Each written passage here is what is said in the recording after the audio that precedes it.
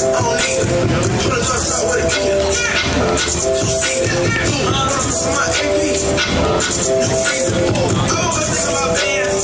How about what you do with your when I land? Big shot. Anybody inside? Outside? Cocaine, white body, look like gin town. Roll every day, you every day. You put it in, but roll every day. You put it in, you every day.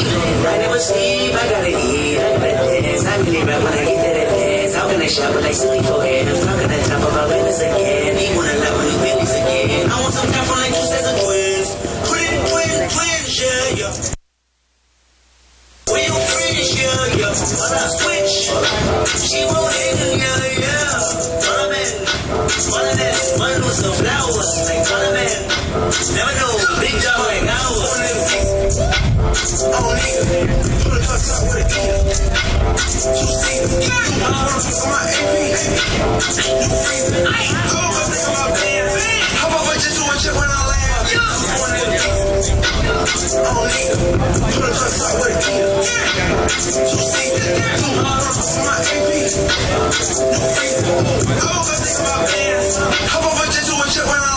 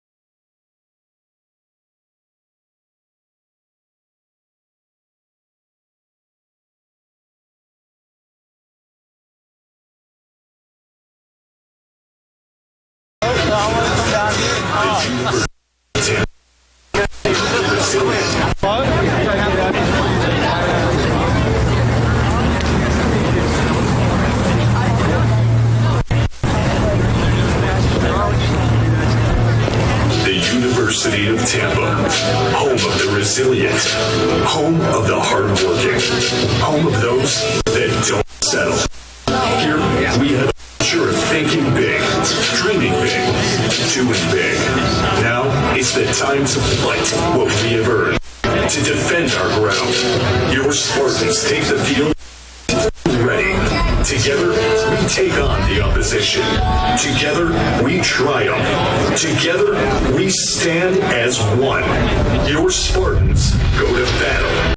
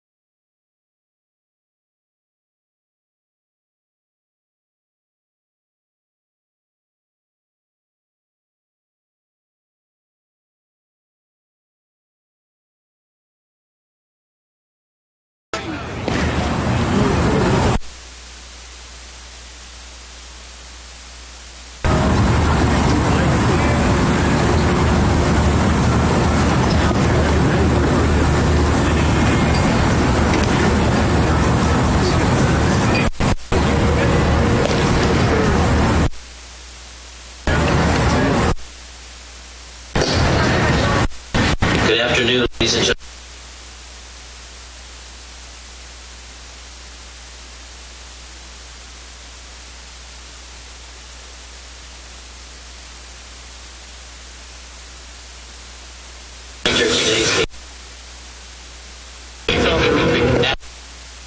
Leadoff number 32.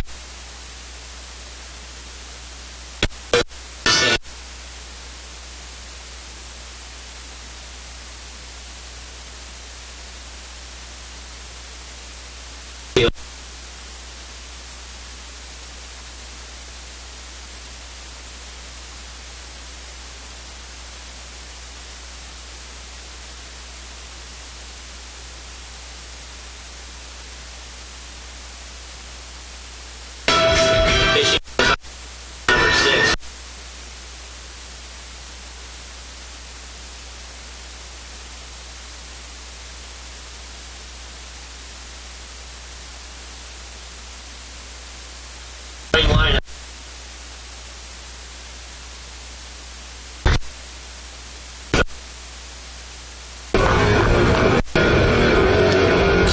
At left field, batting lead number Steven Smith. At second base, batting second. At third base, batting third, number 10, Darren Miller.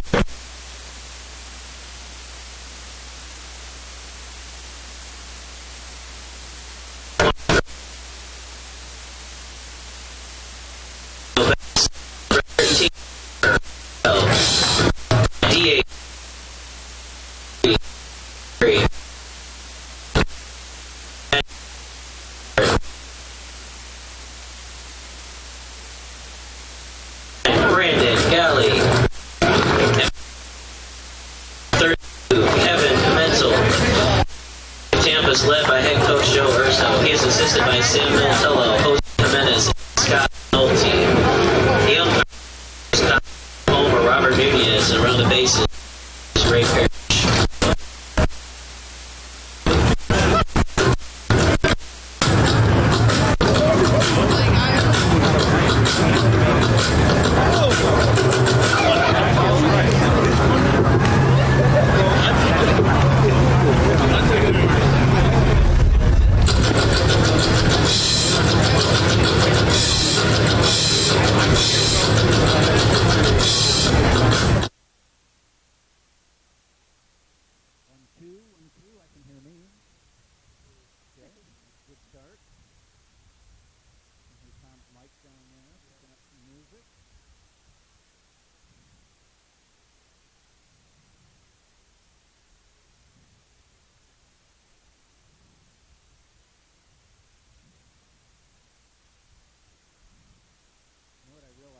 with the first two night games is when I sit here, if I sit right here, I've got 2 layers of tinted windows, and I'm looking out at the floorboard and stuff, and I can't see things.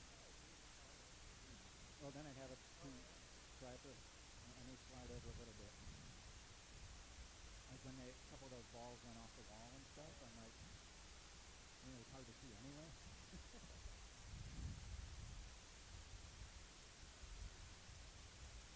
Okay, so you've got lineup. So you're good there. Maximum total.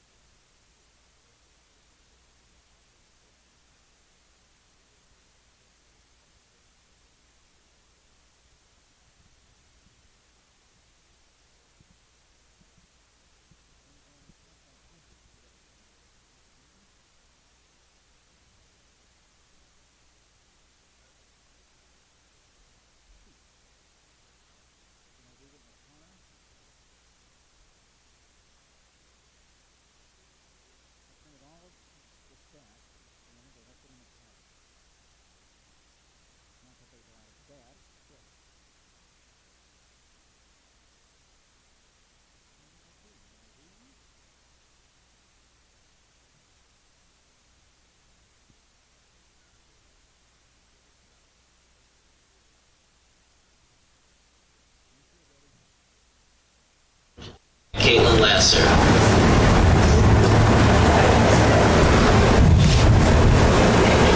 Oh, say, can you see by the dawn's early light what so proudly we hailed at the twilight's last gleaming, whose broad stripes and bright stars through the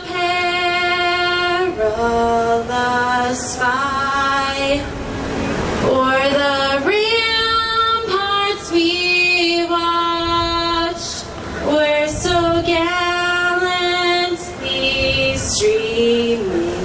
And the rocket's red glare, the bombs bursting in air, gave proof through the night that our flag was still there.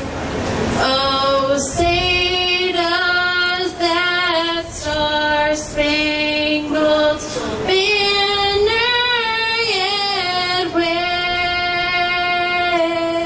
wave o'er the land of the free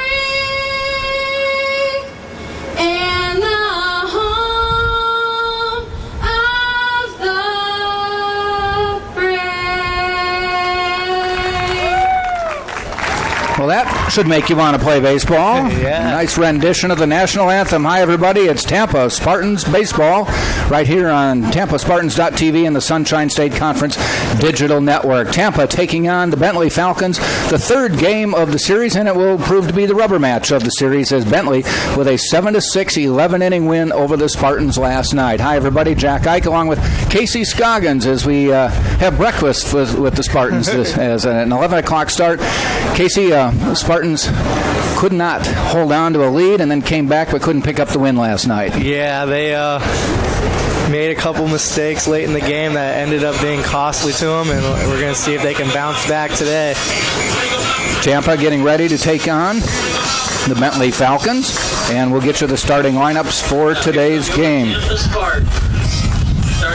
Bentley will start in leadoff hitter will be number 22, Max Troiani.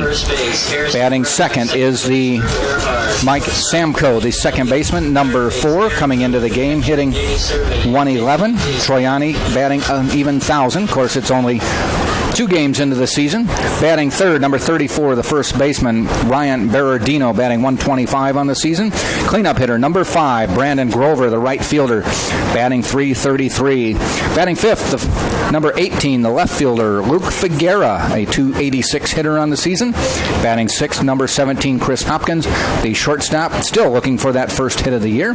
Batting seventh, Austin Ferry, the designated hitter, and he also is looking for that first hit of the year. Nathan Littman, the number 8 hitter, number 3 is the catcher, and he is looking for that first hit of the year. Batting ninth, number 2, Jake Pierce, the third baseman, and as well looking for that first hit of the year. So the top of the order has produced fairly well for Bentley. The bottom of the order still looking to get scratched a few times and get on the board. Yeah. They need to look to produce some runs early on. I think if they get ahead of Tampa, we could be in for another interesting game.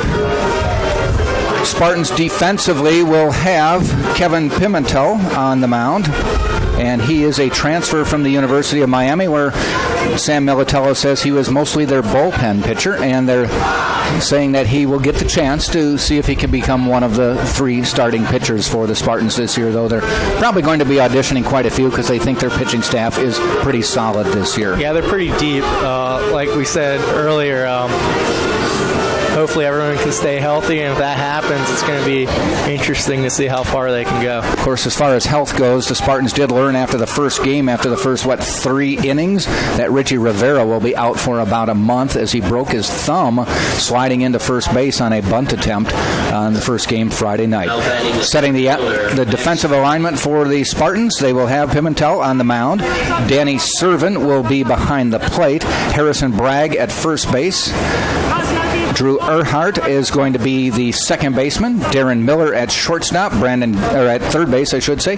Brandon Galley at shortstop. Stephen Smith in left. Nick DeTringo in center, and Cole Kreil in right. First pitch coming up from Pimentel, and is called strike. Umpires for today's game: behind the plate, Robert Nunez, and on the bases, Ray Pa.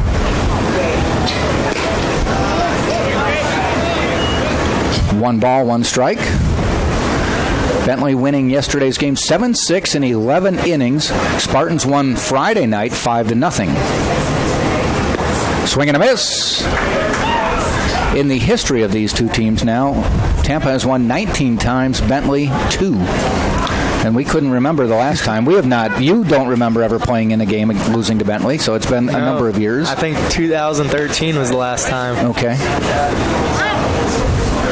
I asked Bob DeFelice, the longtime and legendary coach at Bentley, how this win stacked up, and he didn't want to go in saying it was a great win, a historic win, or anything like that. He said, I just want these guys to realize that any team can be beaten on any day, and even brought up a reference to, he says, take the team that won the World Series last year.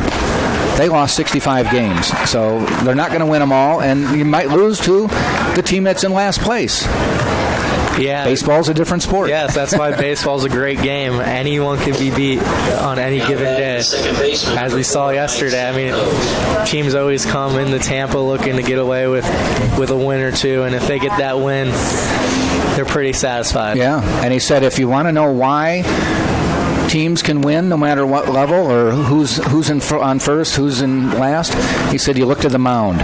And Greg Johnson, their pitcher last night, pitched very well and picked up the win. He said he pitched 1 inning last year and ends up getting a solid 4 innings yesterday. This was scheduled as a noon start. They moved it up to 11 because there's a possibility of some rain moving into the area this afternoon. So they want to get the game in and get Bentley on the way back to Boston. Ball outside to Max Samko.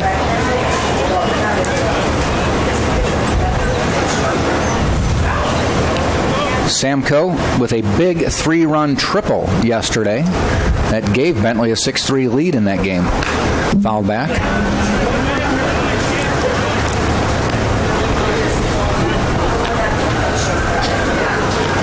We're glad you can join us if you're a Spartan fan or a Falcon fan. Game time temperature close to 70 degrees. And Samko goes down swinging. Nice off-speed pitch by Pimentel there. Yeah, that was a good changeup right there. Changeups usually move somewhat. Yes, they usually. I mean, are they throwing them as it's not a slider? It's just a changeup. Changeup, slower pitch, drops down a little bit. Is it because how they're holding the ball and releasing it? Yeah, they have different ways of holding it, but the changeup is, to me, one of the hardest pitches to hit in the game. Yeah. Now batting is Ryan Berardino. Is half of it about timing on a changeup? Just so you've been dialing in for the fastball. There's a looped into left center for the base hit. And Berardino on board. Yeah, it's all timing. Throws you off a little bit, and when the ball drops, if you don't stay on it, you're whiffing. A little bit of a wind here today. I'm looking at the flag out in right field. Casey, you can't see it. It's behind a pole, but it seems to be blowing from right to left. Maybe a little bit in. So it may make it a little hard to hit one too deep here today, especially into right field. This is Brandon Grover. 333 hitter on the year. Swing and a miss there. 2 outs, 1 on, top of the first. I asked Bob DeFelice, I said, you going to get home in time to watch the Super Bowl? He said, no, we'll be on a plane, but go Patriots.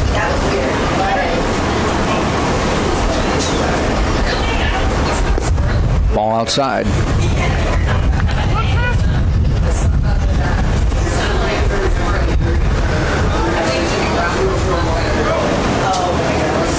Berardino taking the lead. Bragg holding him on. A healthy lead, though.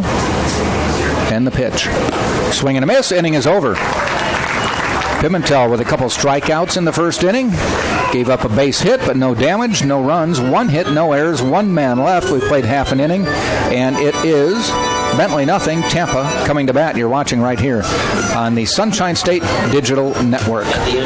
Legacy Production Group is Tampa's premier nightlife marketing company, providing weekly parties and special events. Legacy Production Group, though not limited to the nightlife, they also have planned charity and corporate events for many organizations. Legacy Production Group is operated by a proud UT alum. And the Doubletree by Hilton Tampa Airport West Shore. Book a beautiful room at our newly renovated Tampa Doubletree Hotel on Cypress. It's just minutes from UT. Batting order for the Tampa Spartans. They will start with Stephen Smith, number 5, the left fielder leading off. Stephen Smith is from Trenton, Florida, by way of Virginia Military Institute, transferred in from VMI. Number 2, a freshman batting second, is Drew Earhart, a freshman from Tampa, Florida, went to Wharton High School. Batting third, number 10, the third baseman, Darren Miller. He is from Key West, Florida, by way of Florida State University, a transfer. Batting cleanup, number 44, is Danny Servin, the catcher, and he is from Miami by way of the University of Tennessee. Batting fifth, number 23, Harrison Bragg. Bragg is from Lakewood, Washington. He traveled a long way to get here. Went to Mississippi State and Tacoma Community College. Now a senior, I should say, with the Tampa Spartans. Batting sixth, number 13, is Connor Kreil. He is from Anthony, Florida. Played at the College of Central Florida, and he is playing right field today. Batting seventh, number 33, Cole Perry. Perry is from Jacksonville, Florida, went to St. John's River State College. He is a junior, and he is the designated hitter today. Batting eighth, Nick DeTringo, the center fielder, number 4. And Nick is from Ruskin, Florida, went to Tampa Prep and also to St. Petersburg College, just across the bay from here. And batting ninth, number 9, Brandon Galley, the shortstop. And he is from Louisville, Kentucky, by way of Polk State College. Now, you played at Santa Fe, and I see Polk State College shows up a lot. Were you rivals in the same conference? Different conferences. Different conferences. But we always had good battles against them when we played against each other. Left fielder, number 5. If you remember Cody DeNoyles, he went there. We played against each other, so we've been playing baseball against each other for 4 years of our college career. Okay. So it was always a good battle between us and Polk.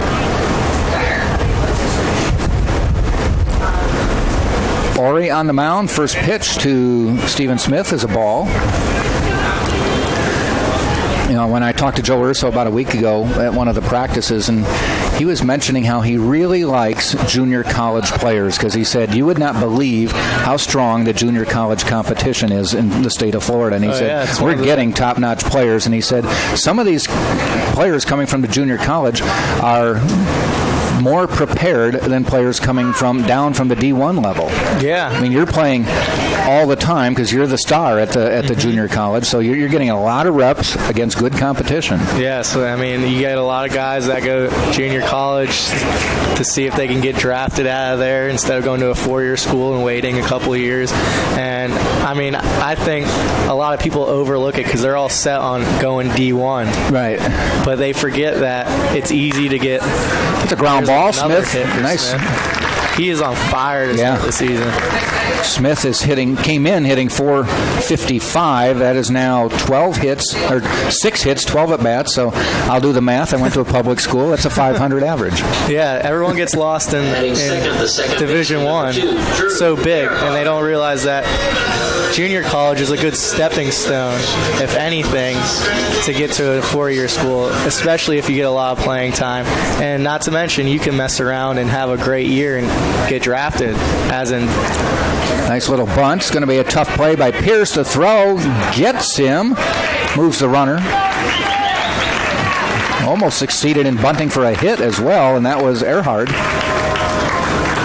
Now, if I remember the rules, if you go D1 or go college, if you don't get drafted out of high school, if you go D1, you cannot get drafted until after your junior year, I believe. Yeah, or age. If you're 21 by a certain point.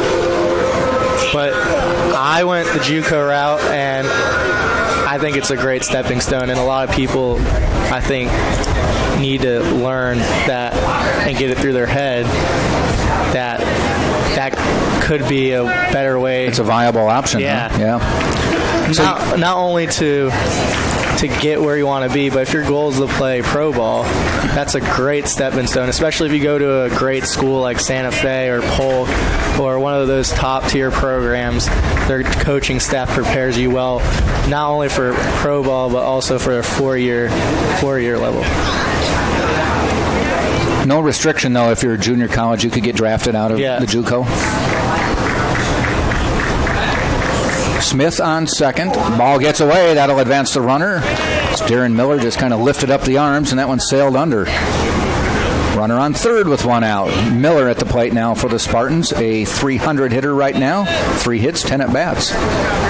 Nothing against. We have a little celebrity in the house. Jose Do we? Bautista. Jose Bautista. Okay. Kevin Kiermaier was here yesterday for a little bit.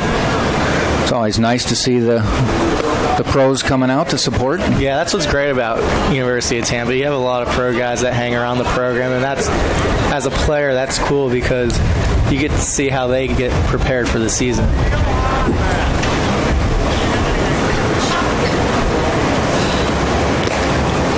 Swing and a miss by Miller. 3 balls, 1 strike. Smith on third. Infield in. Is this Bob DeFelice saying he thinks this is going to be a tight game or he doesn't want to give up that run in the first inning? Doesn't matter. Figuera to the wall. Doesn't matter. Bounces off the wall. Smith will score easily and into second base. Sliding is Darren Miller with a double. Best way to take care of a drawn-in infield, hit it to the wall on one hop.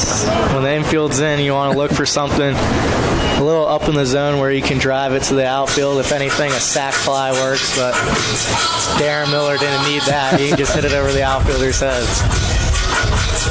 Figuera made an outstanding play yesterday, but that one, he wasn't going to get to that one. Danny Servin, the cleanup hitter, coming to the plate. Sporting a .333 average, 3 hits, 9 at bats. One of them a double, 2 RBIs so far in the season. Again, a runner in scoring position as the Spartans on top 1-0. That one hits him in the shoulder blade. I think that was a curveball that went awry. it doesn't matter what's thrown. If you get hit by a baseball, it kind of hurts a little bit. Yes. Even if they claim they took the off-speed Yeah. pitch, huh?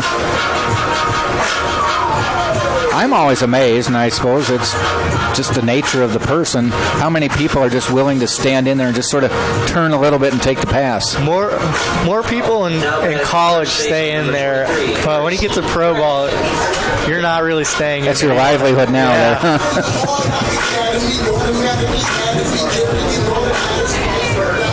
There. Some batters are more prone to being hit. I believe Anthony Rizzo with the Cubs is high up there, but then again, he's almost standing on the plate. This is Harrison Bragg at the plate. A solid 4 of 8 in the first 2 games of the year, including a home run. Has a chance to knock one in here. Ori outside with that one. Bob B. Felice says he will pitch all freshmen today, giving him a chance. That's great experience for them early on in the season, pitching against the number 2 team in the nation. Yeah. And you look at their roster, pretty much everybody is a 4-year player, came in as a freshman and stays.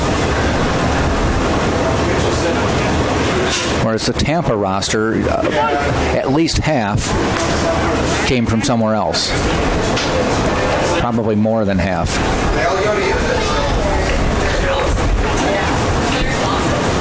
And the pitch. Bragg swings and misses. 2-2.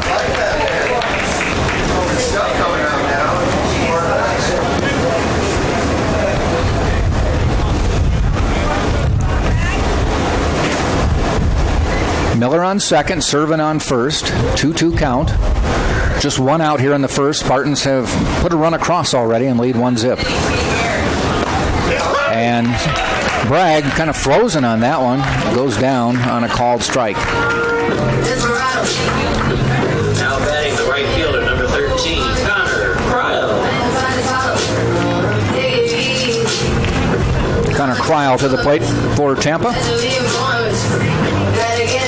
3 hits, 7 at-bats so far. That's a .429 average.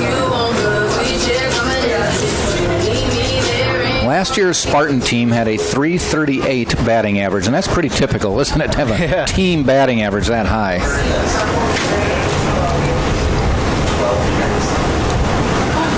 Cryle, the lefty, slaps it foul.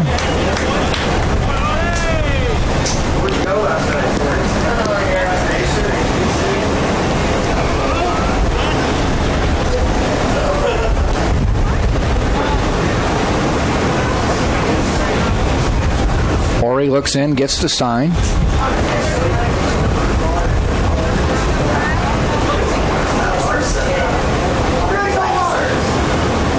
And that one's hit into left center field. That may find the gap, but Figuera caught up to it and made the catch.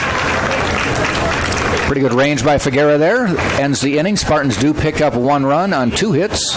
They leave 2, and at the end of a full inning of play, it is Tampa 1 and Bentley nothing. Coming to bat for Bentley will be Figuera, Hopkins, and Ferry.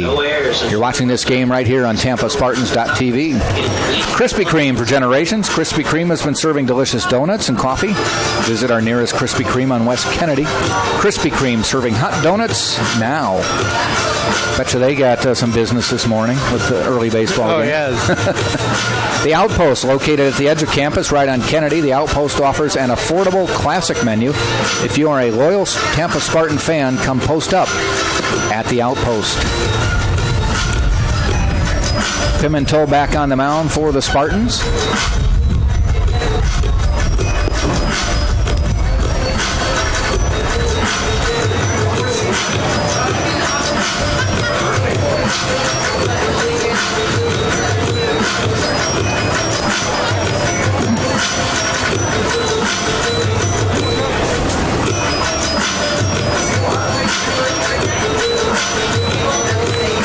Maynard back out, or Servin, I should say, back out, put the gear on. Servin was the DH yesterday. Maynard was behind the plate. Now Servin back behind the plate.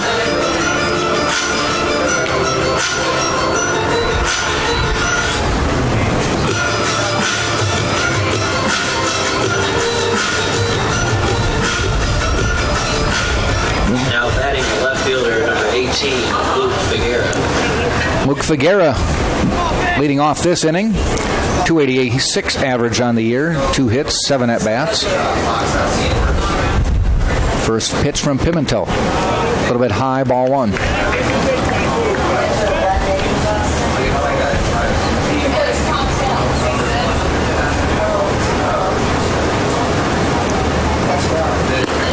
Ball 2. So how were the fan reviews after Game 2 last night? Still positive ratings? Yeah, still positive rating. All right.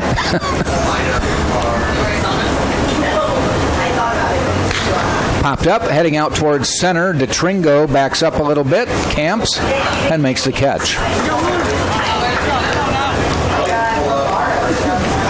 1 up, 1 down. We'll bring Chris Hopkins to the plate. The bottom 4 hitters in the order, still all looking for their first hit of the year.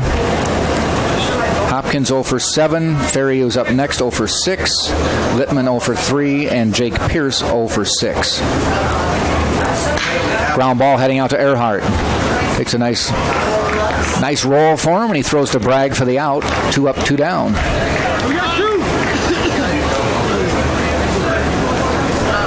Now batting the DH number 7, Austin Ferry. Austin Ferry to the plate.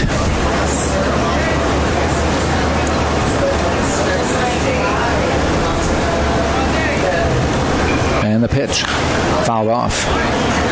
We've mentioned it the first 2 games. These are wood bat games. Bentley is in a wood bat league, and Tampa accommodates them when they come down here and they play a wood bat series.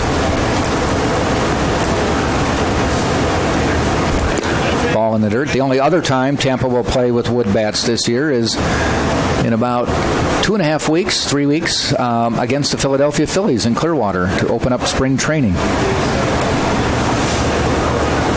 Ground ball heading out to Earhart again. Does he range? He gets it. Throw. Nice job with the throw. Nice job with the stretch to Bragg. 3 up, 3 down to end the inning. That helps being 6'4" right there. Definitely so. Harrison Bragg with a nice stretch. So, at the end of an inning and a half, it is Tampa 1, Bentley nothing right here on TampaSpartans.tv. Sailport Waterfront Suites in Tampa is Tampa's only all-waterfront, all-suite resort, located on beautiful Rocky Point Island, just minutes from UT. And University Dining Services by Sodexo allows you to choose from 27 dining stations, serving breakfast, lunch, dinner, late night, and snacks. The official concessionaire of UT Athletics, Sodexo Campus Dining. Visit the UT website and check dining services for the variety and hours.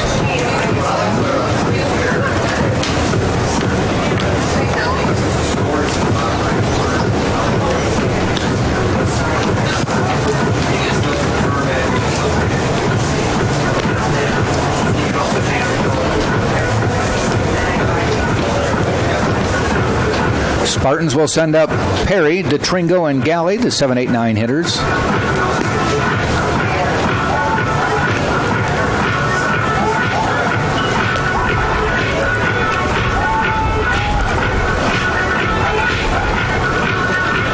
As we head to the bottom of the second.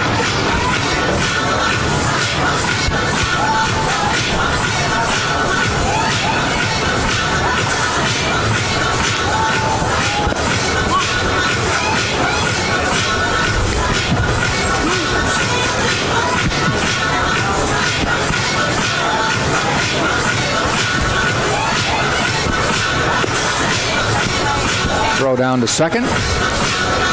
Cole Perry walks to the plate.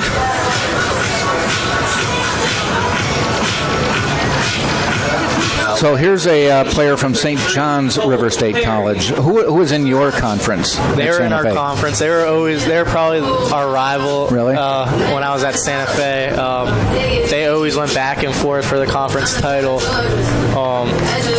St. John's, you got Central Florida, where Kryle and David LeBron went. Okay. Lake Sumter. So Santa Fe, is that Tallahassee area? Santa Fe's Gainesville area. Gainesville. Right, 5 minutes away from University of Florida. Okay. And St. John's River sounds like Jacksonville. Yeah, just outside of Jacksonville. Okay. And then you got Florida State College of Jacksonville. That's in Jacksonville. Okay.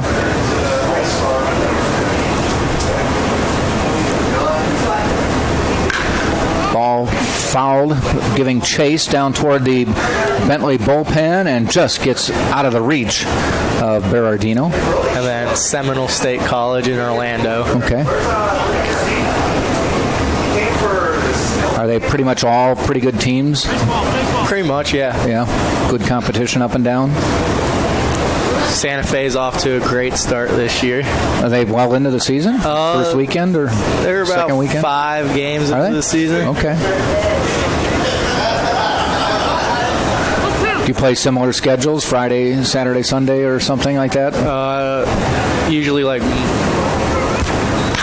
There's a ground ball. Tried to backhand it. Shortstop. Hopkins, and beats it out. It was a slow roller, and it hit the mound, which slowed it down as well. And Perry beat it out. Usually play, I know when I was there, they played Monday, Wednesday, Friday, Saturday. Really? Wow. Yeah. A lot of baseball. Yeah.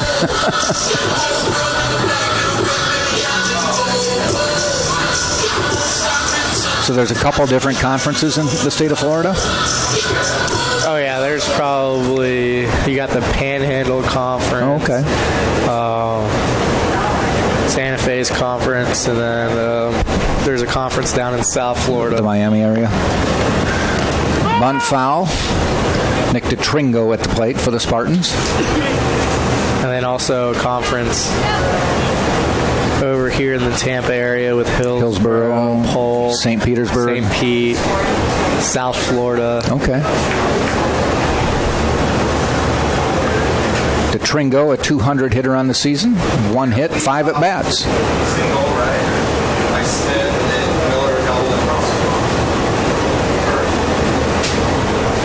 Throw to first. Gave him the B move there.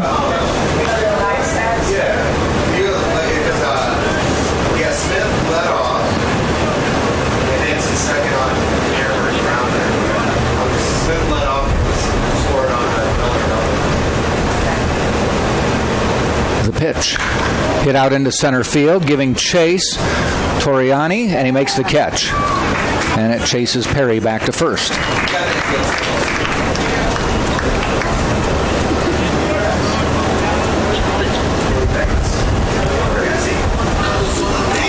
Brandon Galley coming up. Shortstop, number 9, Brandon. 167 on the year, 1 hit, 6 at bats.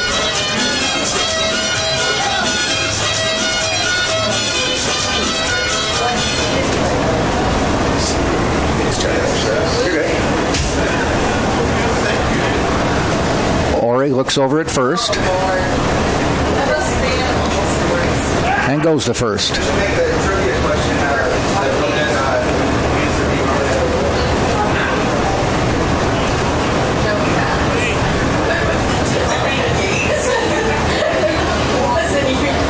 The pitch. Slow curve, catches the inside corner for a called strike.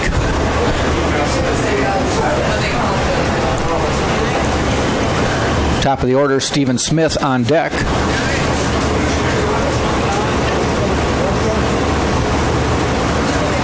Ori in the stretch, fires. Took a little off that. Call a swing and a miss.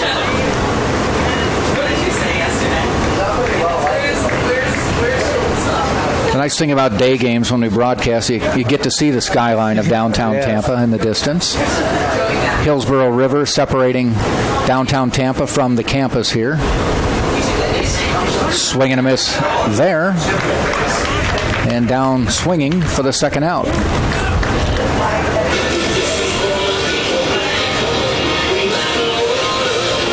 batting left fielder, number 5, Stephen Smith.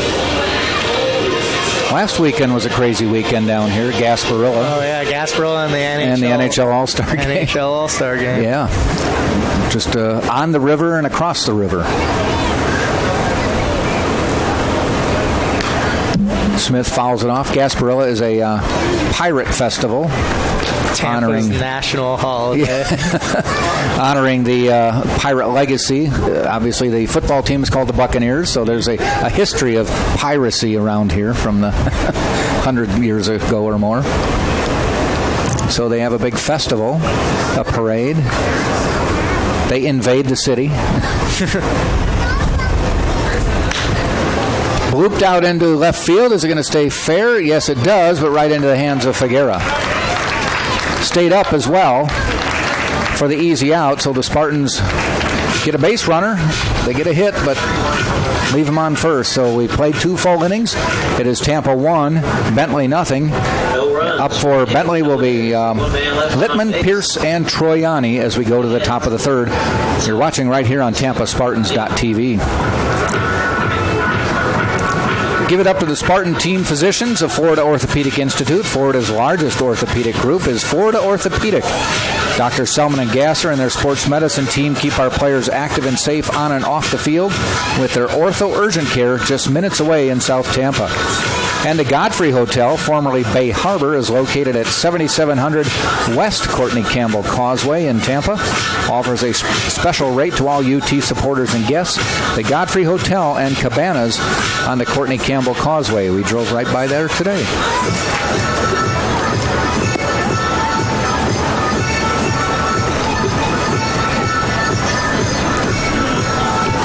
Inning number 3 for the Spartans.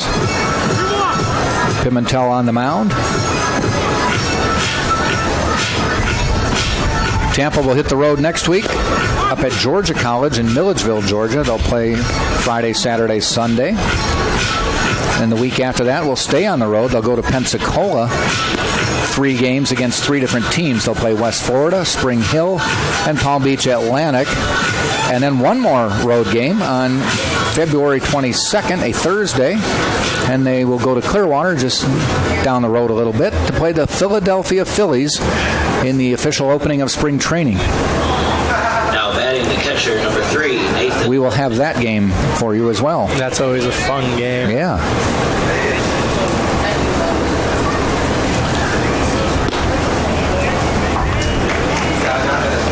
Littman at the plate.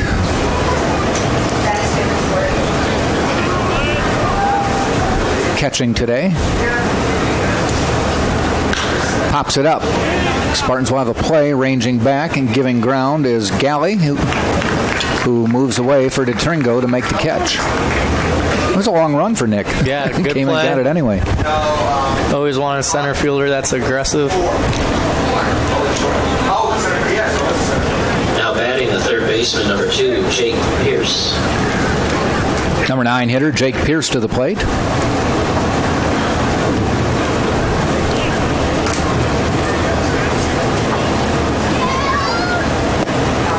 First pitch called strike.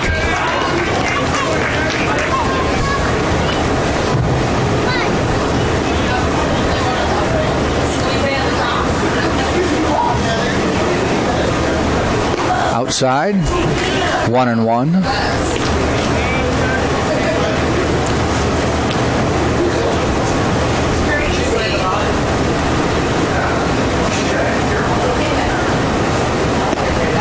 Just missing there.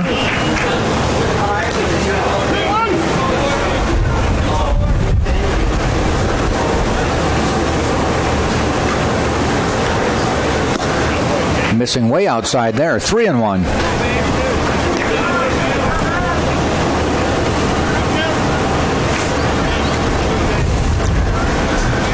So a couple Patriots jerseys and a couple Eagles jerseys walking into the stadium. And a strike call. You ever try that, and has it ever influenced an umpire to not call a strike on that one? The umpire sees you leave the box early. He's probably going to call it a strike. He got the free pass anyway. So Pierce down to first. Top of the order then, Max Troiani. Now batting the center fielder, number 32, Max Troiani.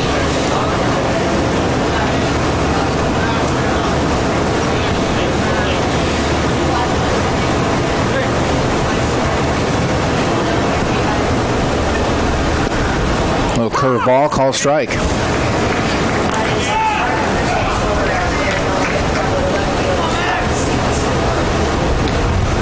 So an extra inning ball game last night went about 9 little after 9, and 11 o'clock turnaround. That's a quick turnaround.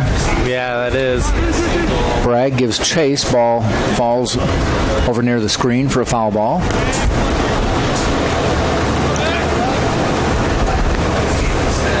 Got to be at the ballpark about 9 maybe, or getting ready about 9. I think they were here at 8:15 stretch. Really? Yeah, because they took BP on the field and did their normal pre-game routine. I opted to not stretch before the game today, so there's a strike call. 3 straight strikes, and Troiani goes down.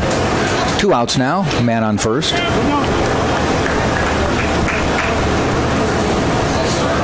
Did the pregame meal, but didn't stretch. So Same, I did my old pregame Dunkin' Donuts run.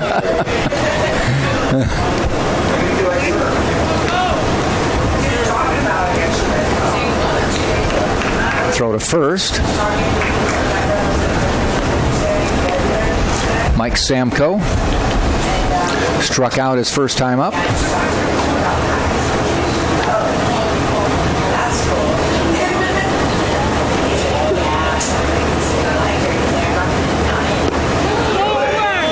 Tried to frame it, called a ball outside.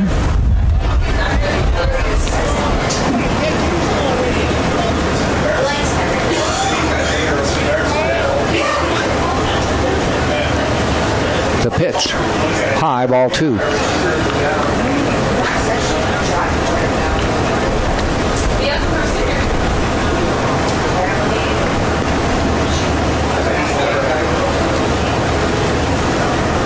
And the 2-0 pitch. Strike on the inside corner. Samko backed away from it. Have somebody warming up down in the Bentley bullpen, and I brought the binoculars today, so we'll use them. Looks like 18. Oh, fine. I bring the binoculars and you can read it. No, 20. Okay, pretend you can't tell. I can't tell. All right, good. 29. Yeah, you're right. 29 is warming up. That is Evan Christopoulos, a freshman. There's a ball hit out into... Nice running catch by Connor Kreil to end the inning. Sinking quickly, but Connor, moving to his right, or to his left, I should say, made the catch. So they did get a base runner. But out of the inning, no runs, 1 hit, no errors, 1 man left. We've now played 2.5, and it's still Tampa 1 and Bentley nothing right here on TampaSpartans.tv. At Firehouse Subs, our subs are made the firefighter way. They are served steaming hot and loaded with the finest fresh sliced meats and cheeses. Located at 2617 West Kennedy Boulevard, Firehouse, founded by firemen. And Mastro Subaru, your trusted Tampa Subaru dealer, is Mastro Subaru, located at 6402 West Hillsborough Avenue. At Mastro Subaru, our reputation rides with you.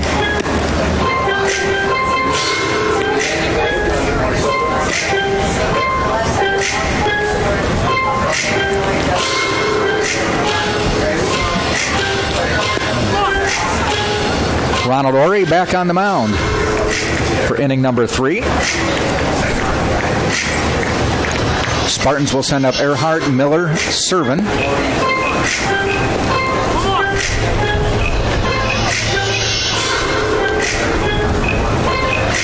And a fairly strong breeze blowing in. I think it's blowing in from right field, so any ball hit out of here, I think, today would be your own power. Yeah.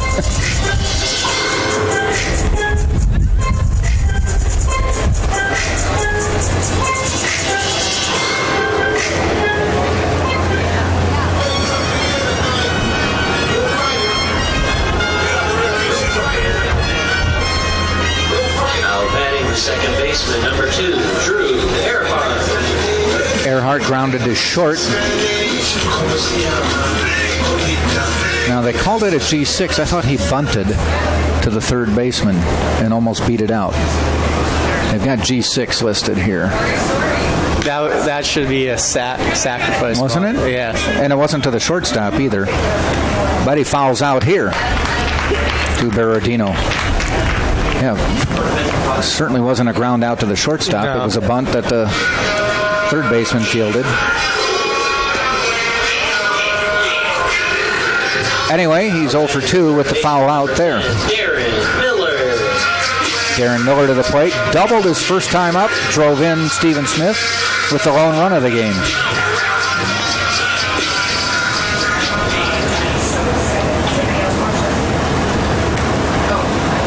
This time he's up with nobody on. First pitch called strike.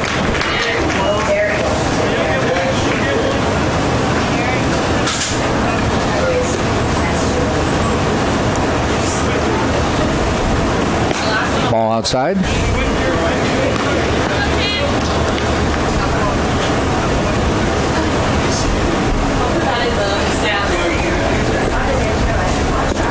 And low and in the dirt.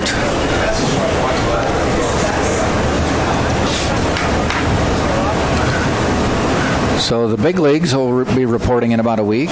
Yeah. There's a ground ball. Might get through. It does. Darren Miller with a 2-hit day.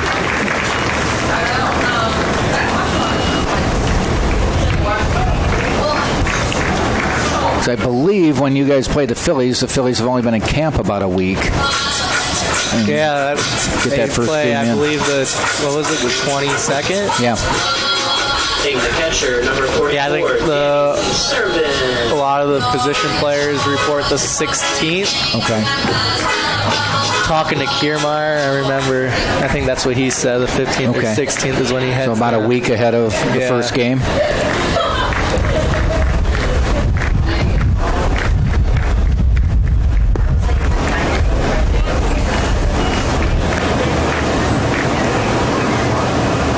And then about a 20-25 game spring training schedule for about a month. That one is hit high and foul by Servin.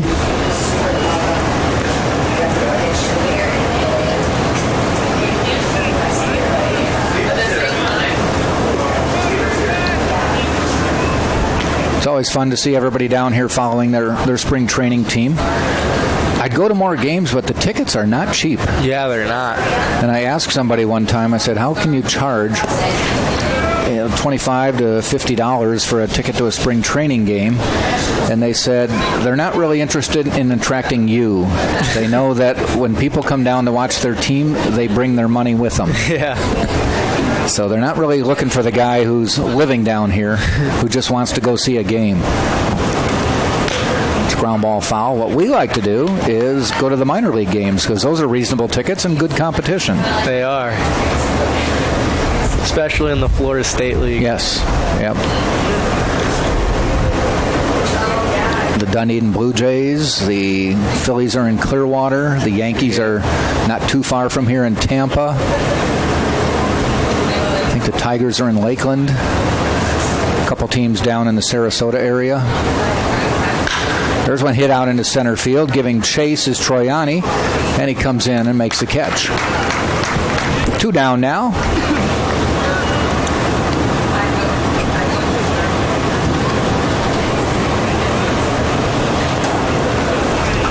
But it's always so fun to watch spring training because it's kind of like the sports world is telling you winter is going to come to an end. Yeah.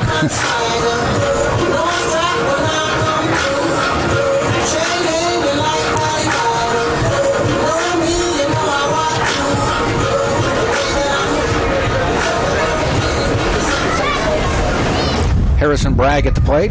Struck out his first time up.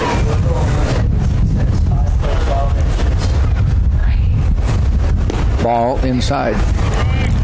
I know you were an avid follower of me on Twitter, and every day at 9 I tweet something, at 8 I should say, I tweet something about Wisconsin sports history, and one of mine either to come up or just, I think it was just the other day, Bragg swings and misses. In about 1917 or so, there was a Milwaukee Brewers team. It was a AAA baseball team of the Boston Braves. And the owner of the team, they had been doing spring training in Arizona, but he decided to move them to do their spring training in Wisconsin. And he said, hey, if these are the conditions they're going to face when they start the season, then I want them here facing the conditions now. Base hit for Bragg. and everybody developed sore arms, and there was no real field. They were playing on a manufacturing company's soccer field that they plowed. They dressed at the YMCA across the street. That just sounds like a brutal spring training. It was all money. It was all for money. The guy wanted to put more money in his pocket. Yeah. So train in Wisconsin in February when it's 10. The league actually folded later that year because of World War I, not because of anything he did, but I think he wasn't setting the team up for success.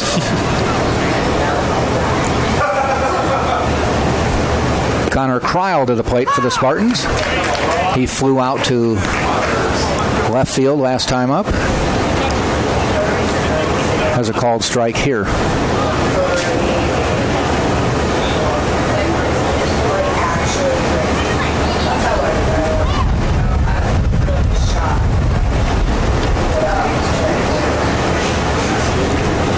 That one is hit down the right field line, giving chase toward the corner. It's going to bounce in. That should score 1, maybe 2. Here comes Bragg around third. Kryl's going to stop at second with a double, and Bragg touches the plate. It's 3-0 Tampa.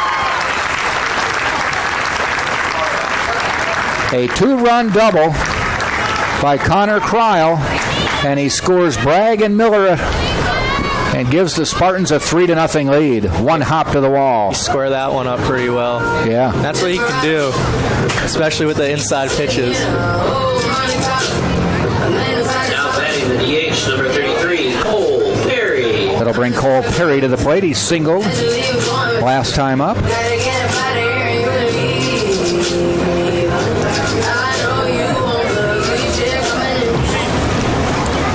So with 2 outs, a nice double by Connor Kryl.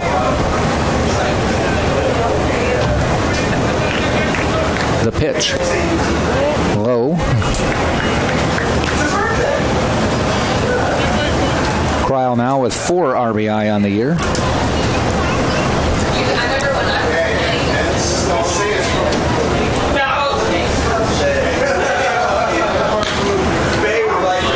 And that one is popped up. Hopkins at short waits, and he makes the catch to end the inning. The Spartans played a couple, though, on a 2-run double by Connor Kryl, and we have now played 3 innings, and it is Tampa 3, Bentley nothing, right here on the Sunshine State Conference Digital Network and TampaSpartans.tv. Embassy Suites downtown, right in the heart of downtown, just a few blocks from campus. Come stay in luxury at the Embassy Suites downtown. It's at 513 South Florida Avenue in Tampa. You can pretty much see it across the river from here. It's that close. And the Press Box, Walter's Press Box, is Tampa's favorite place to watch the big game and have a party. The Press Box is at 222 South Dale Mabry.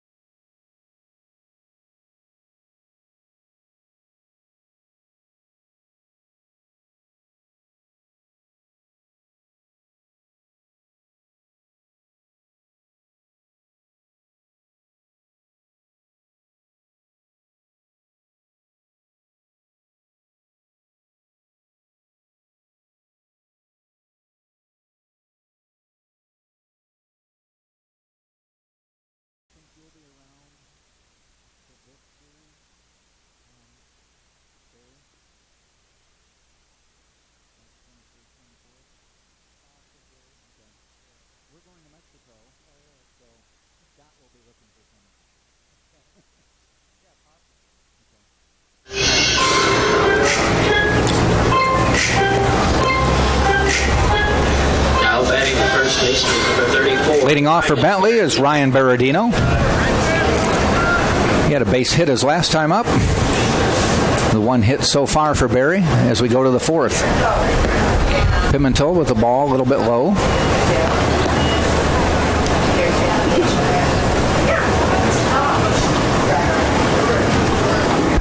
And the pitch. Up the middle, that's a base hit. He's 2 for 2. Has both of the Bentley hits.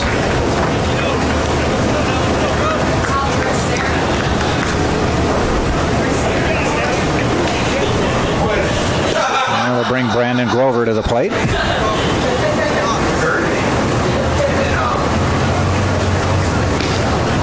Now batting the right fielder, number 5. Grover struck out his first time up.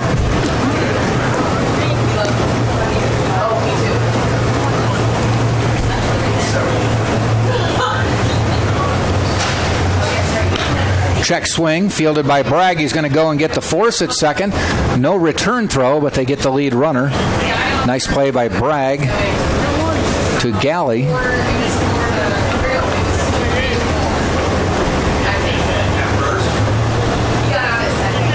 So the fielder's choice puts Grover at first. Now batting the left fielder, And one out. 18, Luke Figuera. Luke Figuera to the plate now. A little miscommunication at first. Probably Who was covering? Yeah, who was covering probably cost them a double play. There's a shot. Base hit. Figuera with a nice hit into left field. Puts runners at first and second with one out. Is that a question of whether Bragg can get back or whether Pimentel can get over and cover, or do they have to discuss that as it's all unfolding? Yeah, they have to communicate as it's going on, because if Bragg can get back, if he's close enough, they'll probably call him off. But I think he was a little too far off, and He it was. was just a little miscommunication right there. The pitcher kind of has to commit quickly, doesn't he? Chris Hopkins at the plate. Grounded out to second base his first time up. Now has runners at first and second.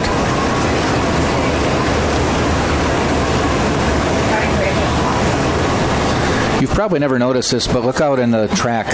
This happens every so often when we do games, all these segues going around the track. About Oh yeah, I see him all the dozen of time them? during practice. When I was out here for practice, Is it a club or what? I don't know. I think you can rent them. Oh, okay. Never rode on one. I would love to try it one time. Yeah.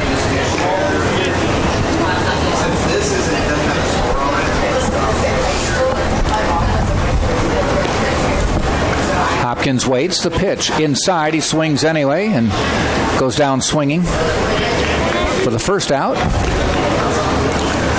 Bentley trying to make some noise here in the fourth. Spartans do have someone down in the bullpen. Now batting the DH, number 7, Austin Ferry. I know who it is. Warming up is number 18, Clay Helvey, right-handed pitcher, also from St. John's River State College and the College of Charleston. New player on the squad this year. Ferry hits one out into left field. Giving chase is Smith, still going back, and he makes a running catch to end the inning.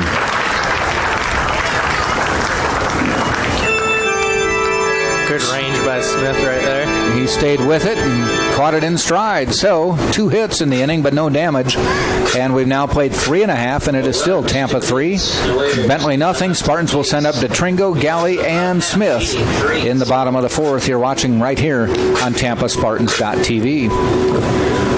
The Barnes & Noble Campus Bookstore has everything UT in one place. It's located in the Vaughn Center, right on the first floor. It's open Monday through Saturday. It's closed right now, but if you want to shop, you can, because it's online at utampa.bncollege.com. And the official chariot of the Spartans is Mart's First Class Coach. If you need to charter a bus, go online to Mart's, M-A-R-T-Z, firstclass.com.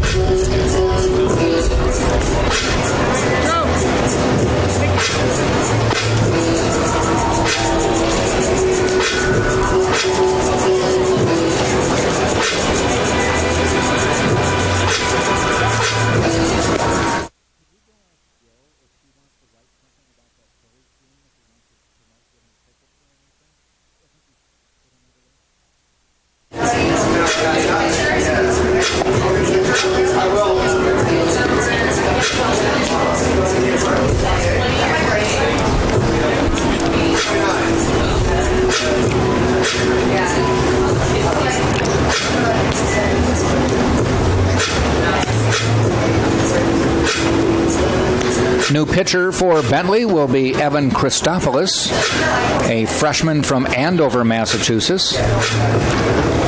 His first career appearance at the collegiate level.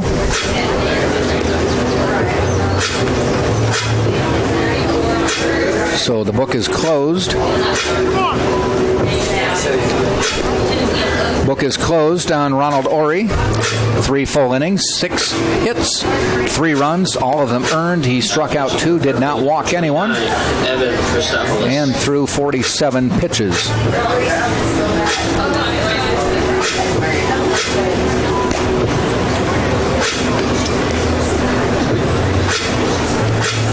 Nick DeTringo to lead off for Tampa. He flew out to center his first time up.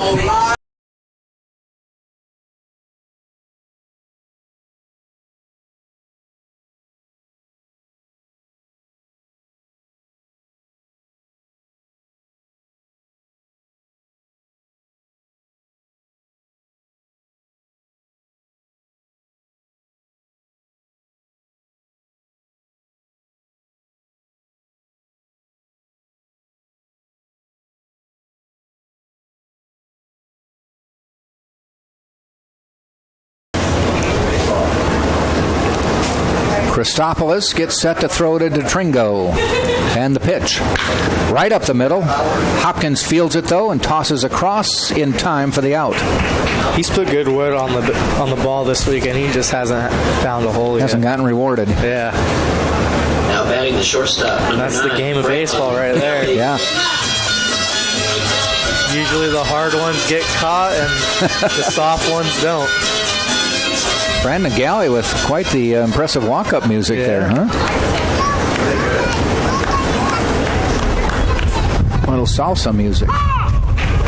First pitch, a strike.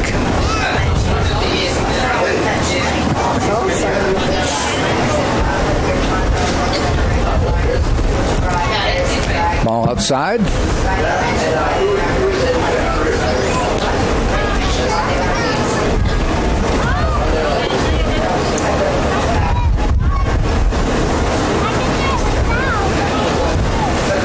Galley struck out his first time up.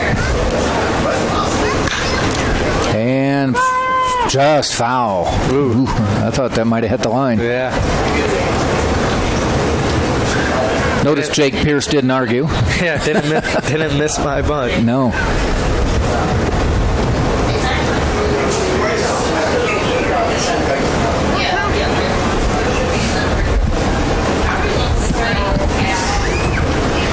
And the pitch. Ground ball. This one's heading up the middle as well. Hopkins fields it and tosses across for the second out of the inning. So a couple F6s, or GO6s, I should say. And we have 2 outs here in the bottom of the 4th.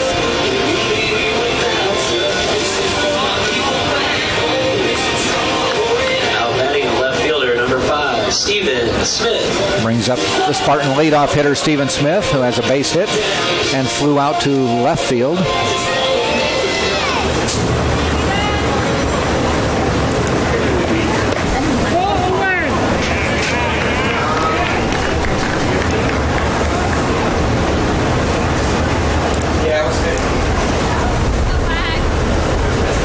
The 1-0 pitch outside. Oh no, he called it a strike.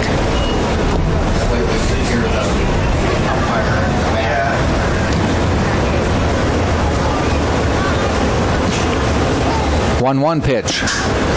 And it takes a whiff at that one, and it's 1-2.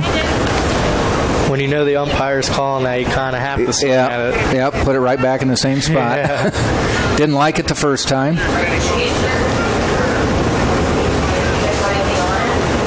1-2 pitch. And again, I think we're going to have 3 straight. Ground out to short. Close, but he got him. So the shortstop Hopkins with 3 putouts in the inning. And the Spartans go down 1-2-3 here in the bottom of the 4th. So at the end of 4 complete, it's still Tampa 3, Bentley nothing, right here on TampaSpartans.tv.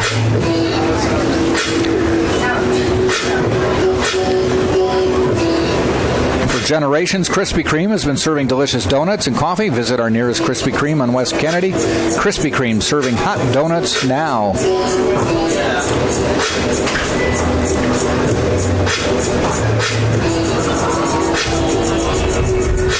Embassy Suites downtown is right in the heart of downtown, and Walters Press Box is Tampa's favorite place to watch the big game and have a party.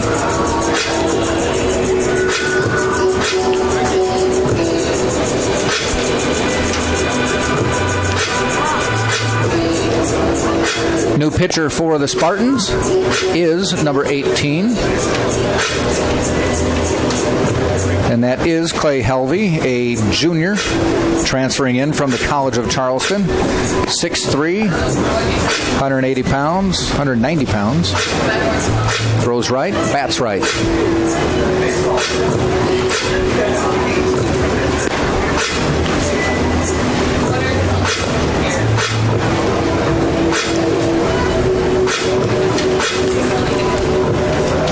Now pitching for UT, number 18, Clay Helvey. That'll be Littman, Pierce, and Troiani, the 8, 9, and 1 hitters.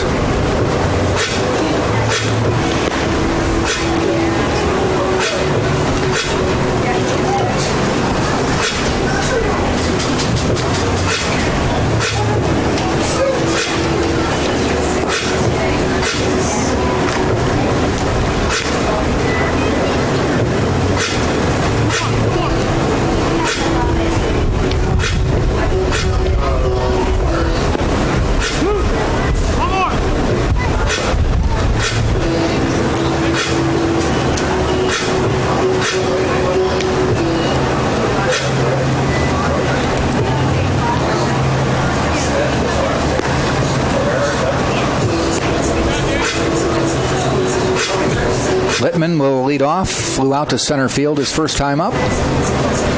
Top of the 5th inning.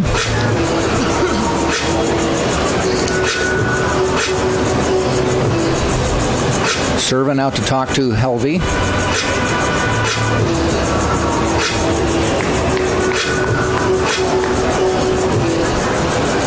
I imagine, even though he's pitched a lot at various levels, just that first time in a new situation, the adrenaline's pumping a little bit. Yeah, excitement. Want to make a good first impression.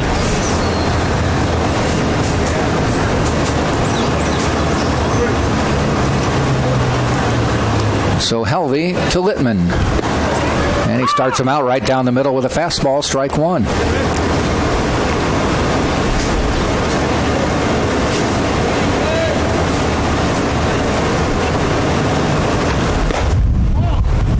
Some more heat. This one's a little high for a ball.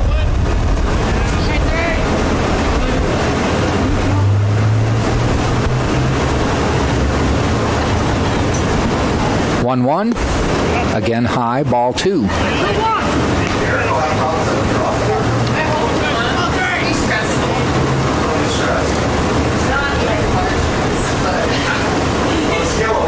Two 1 pitch.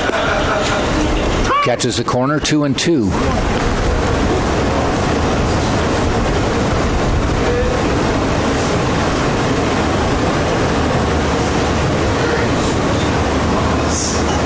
Swing and a miss, and Littman goes down swinging.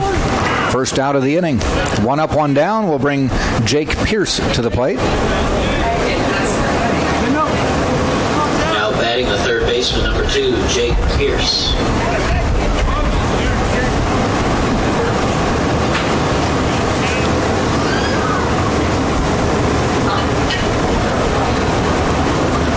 That one is hit right field.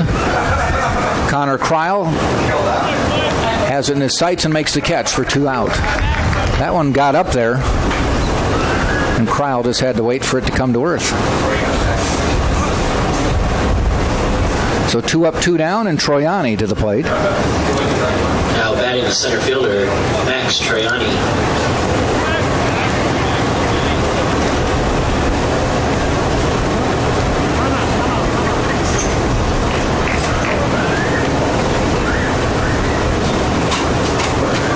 Troiani struck out twice as the leadoff hitter today.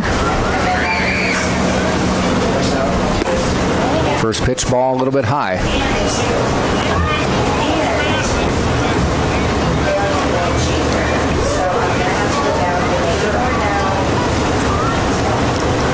And the 1-0.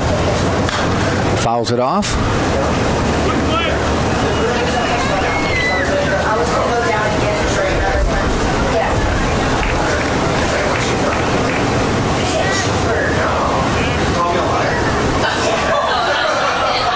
One ball, one strike with 2 outs. In the dirt, ball 2.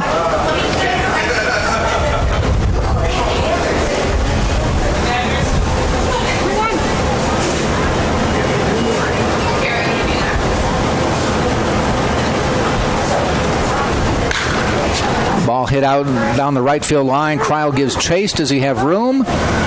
On the screen. Not too high up on the screen, but just out of his reach. So it'll be 2 balls and 2 strikes.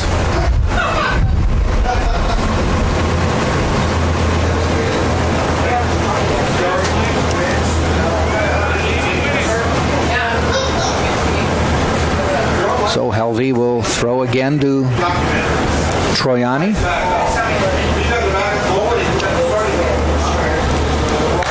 Fouled off again.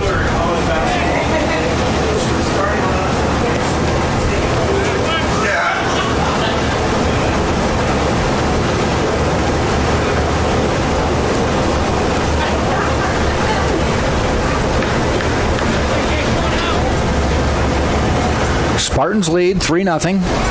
Top of the 5th. Took a little off it, out into center field. The Tringo makes the catch to end the inning. Nick's been busy today. No runs, no hits, no errors. Nobody left on. At the end of 4.5, it is Tampa 3, Bentley nothing, right here on TampaSpartans.tv. If you're thirsty, grab a Pepsi. It is the official soft drink of the Spartans. And if you're hungry, which it is noon, call Pizza Hut locally here in Tampa at 251-3399 to get your pizza delivered to UT today. And we mentioned on February 22nd, Thursday, February 22nd, the Spartans will head over to Clearwater to play the Philadelphia Phillies in the first game of spring training. So UT baseball will renew its rivalry with the Phillies. Spartans will meet the Phillies to help the Phillies open spring training with a game on the 22nd at 1 p.m. over in Clearwater at Spectrum Field. In case you don't remember, Casey will tell us that the Spartans were the 6th college team in history to beat one of the Major League Baseball teams. That was back in 2015. Casey took part in that game. Tickets are available on the Threshers and Spartans websites. Use the code name Spartans, Spartans, when ordering tickets, because a portion of the ticket sales will help the UT baseball program. So go to either TampaSpartans.com or the Phillies website, the Threshers website, and use the code name Spartans when ordering tickets.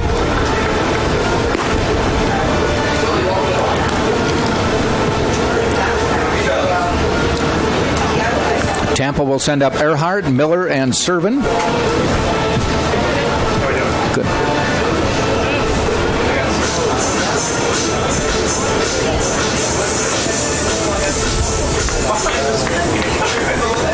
Now batting the second baseman, number 2, Drew Earhart. I had to tell you that because it's just amazing.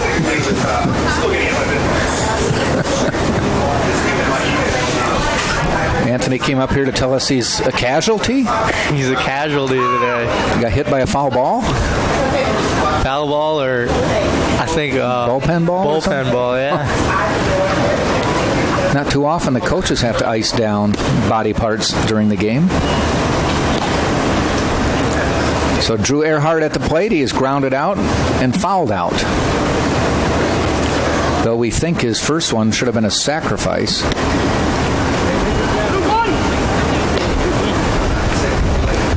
I often question this. Remember, I told you every week I'll bring up something to make you just go, I never thought of that. Say there's a man on third or second or whatever, and you're trying to advance him, and you hit it to the outfield. He advances, you get a sacrifice fly. Only if he scores. Oh, only if he scores? Okay. So we were wondering, there's one hit out into center field. Ranging for it is Troiani. Eddie makes the catch. What if you bunted and the runner scored from third, and they threw you out at first. Would you get an RBI? Just the RBI? So we're just trying to figure out how, or if you hit the ball, consciously, try to put it to the right side of the infield so the runner could score from third. They won't give you a sacrifice for that, though. No. Just a ground out. Yep. Ground out. It's not RBI. fair. Yeah. Long weekend. Debbie, if you're hungry, ask Mom. Maybe you can help me get around. Tori's got to go down there in a minute. Okay? And grab you something. She might need a hamburger.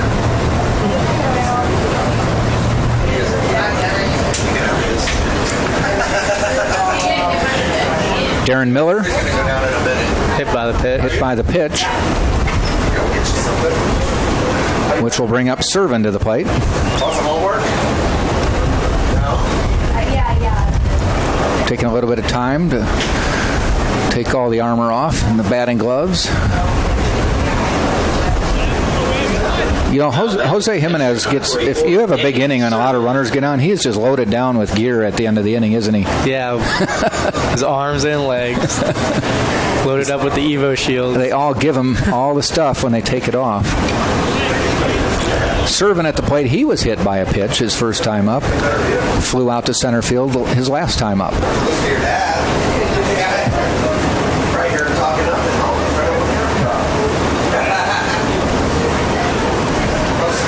So 1 on, 1 out. Servin at the plate. Ground ball deflected and bounces around, and finally the throw is not in time. It was an errant throw. That'll go down as an error by the second baseman Samko. The ball was deflected off of Christopoulos towards Samko, and it took an awkward bounce, hit his mitt, bounced up in the air, and then went to the ground. He picked it up as quickly as he could, tried to throw it, but threw it into the dirt to the first baseman, Berardino, and everybody's safe.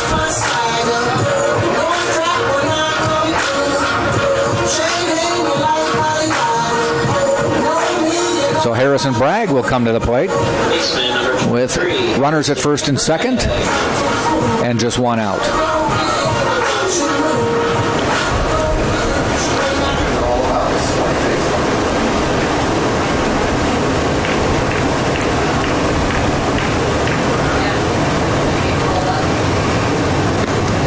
Slow curve, a little bit inside, ball 1.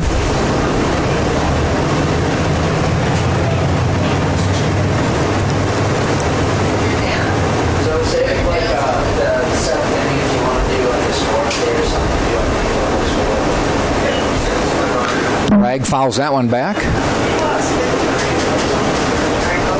Right by her microphone, you could hear that.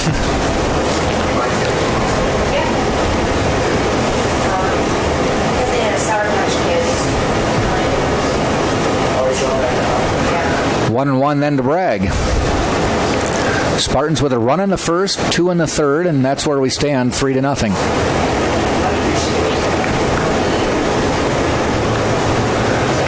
Not holding Servin on at first, so he has a big lead. Foul back as well. Just missed that one.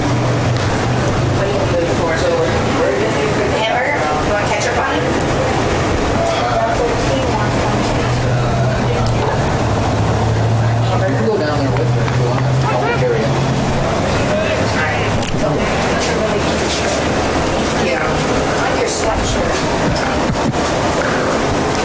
And the 1-2 pitch to Bragg. Runner's going. Oh, they've got him at third.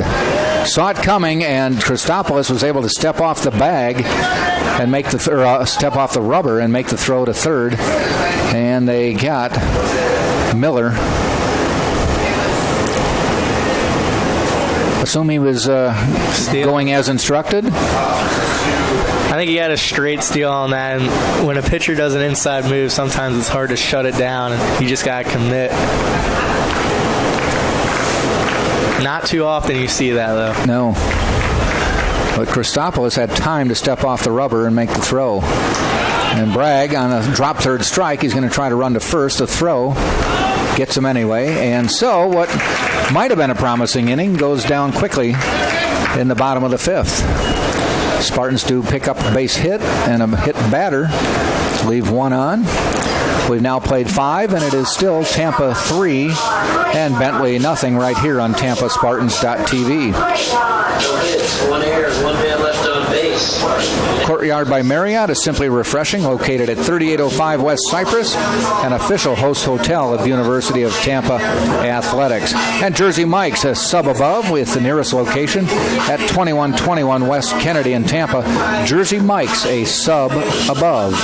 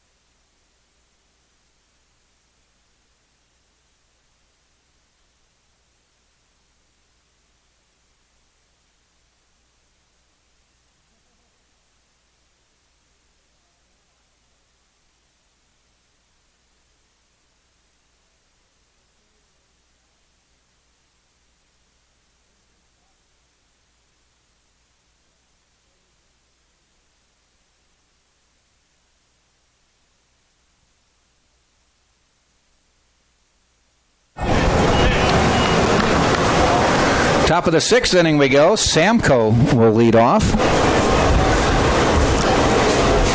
He has struck out and flew out to right field. Clay Helvey on the mound for his 2nd inning for the Spartans. We should close the book on Pimentel. He went 4 innings, 3 hits, 5 strikeouts, 1 walk, 48 total pitches on the day. Pretty impressive start, his debut with the Spartans.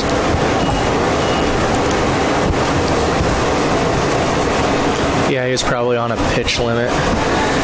Probably close to 50. Yep. First outing of the season, no need to rush into things. And Samko pops it up. Coming in from center or left field is Steven Smith, and he makes the catch. It's interesting. The first couple years I did games early in the season like this when Joe will move some pitchers in and out, and I gave the win to the pitcher was done after 4 innings, so I gave the win that day to the pitcher who came in the 5th. Mm-hmm. And Joe changed it, and he apparently it's up to the discretion of the coaches or that they can give a pitcher the win after 4 innings if they purposely plan to take him out at that point. Yeah, if he's on a pitch limit and he goes 4 innings,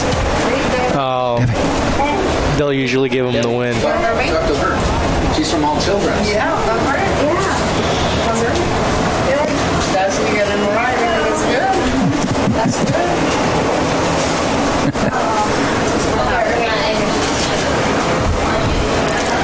Berardino at the plate now with 1-1 count. Helvey's pitch. Ground ball back toward Helvey over his head. It's going to have to be quick. Galley with the throw. Nice job. Nice bare-handed. Bare hand, quick throw in time. Yeah, that was a great play.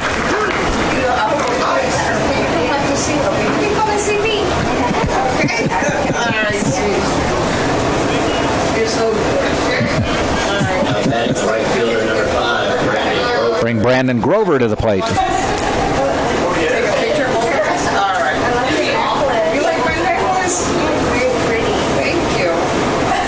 Grover with a strikeout and a fielder's choice last time up. Check swing, a little bit high.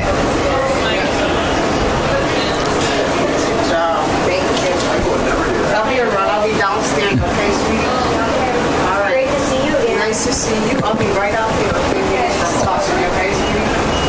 All right, love you.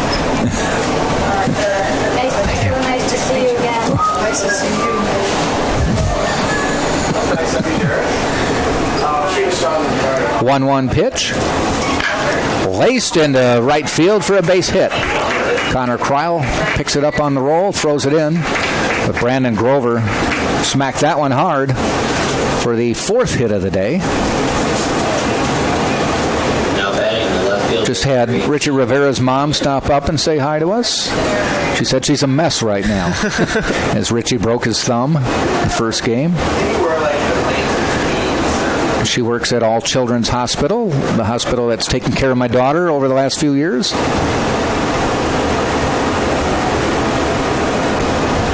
Luke Figuera at the plate, swings and misses.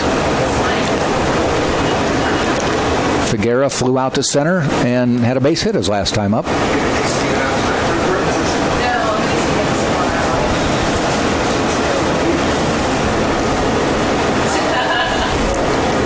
The 0-1 pitch.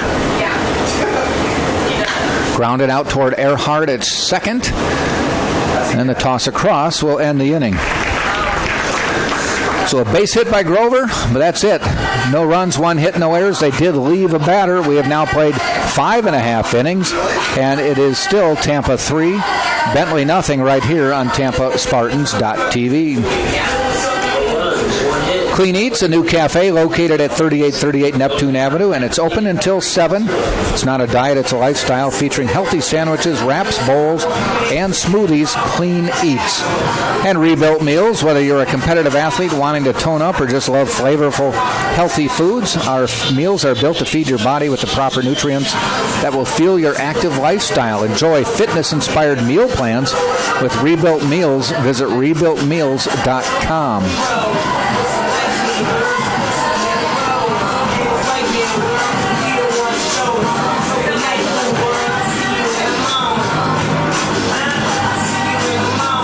Evan Christopoulos back on the mound.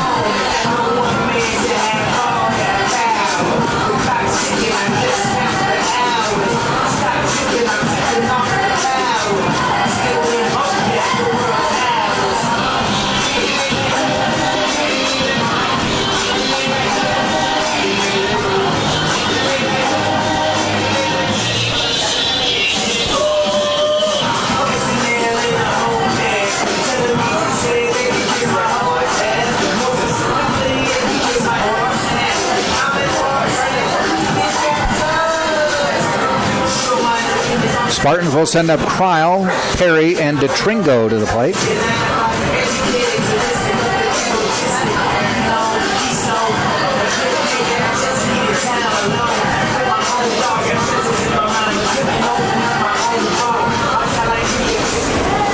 Connor Kreil today with a fly out to left and a 2 RBI double back in the 3rd inning.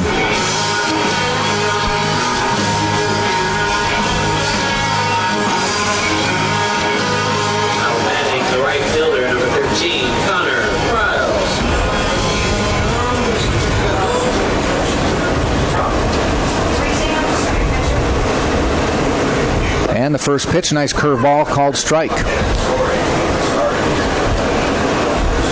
Kreil's 2-run double to right field, 1 hop to the wall.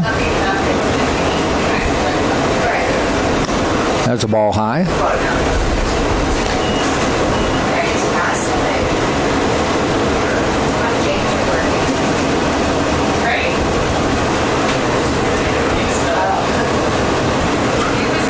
Slaps one toward first, fielded nicely. Toss over to Christopoulos, executed the way it should be done for the out. Fielded by Berardino, and he tossed it over to Christopoulos.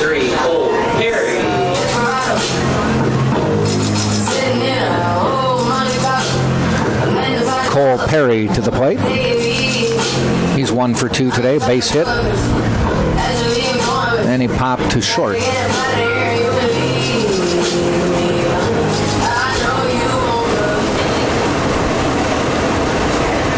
Swings and fouls that one off.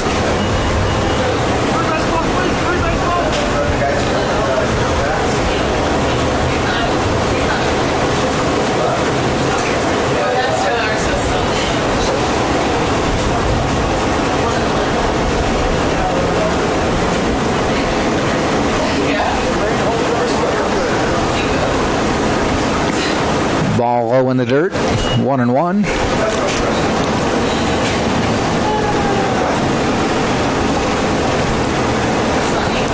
On deck is Nick DeTringo.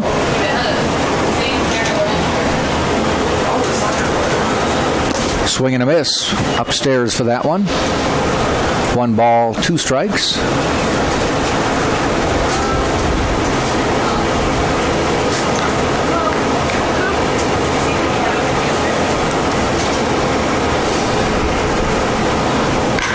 There's a ball out into left center field, giving chase. That may not be caught. Hit one, hops toward the wall and heading into second base. Is he going to stay? He does.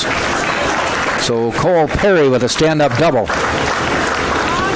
Well placed between left and center. Rolled to the wall.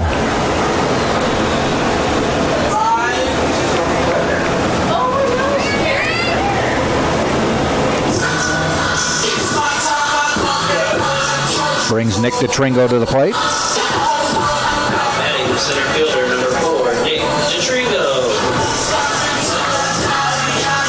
Cole Perry and Darren Miller both with 2 hit days. DeTringo looking for that first hit. But Casey, as he said last time, he's been hitting the ball. Yeah, just right to people. Got to hit it where they ain't. Strike call.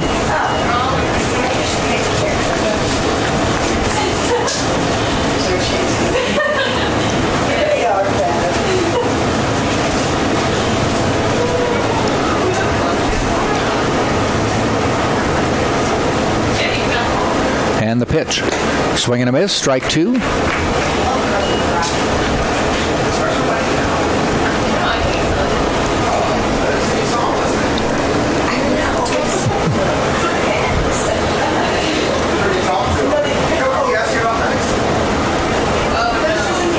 Checks the runner and the 0-2. Pulls up.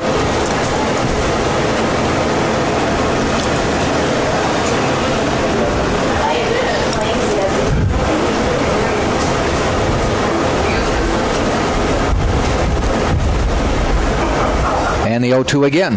That one is hit into left field. Figuera gives a run and makes a nice diving catch again. He's been solid out there in left field, and there's 2 outs. Now batting the shortstop, number 9, Brandon Galley. That ball was sinking fast. Another good piece by Nick. Again, yeah. Again. Yeah. I mean, he now has 10, I think, 9 official at-bats, only 1 strikeout, so 8 times he's hit the ball and not been rewarded.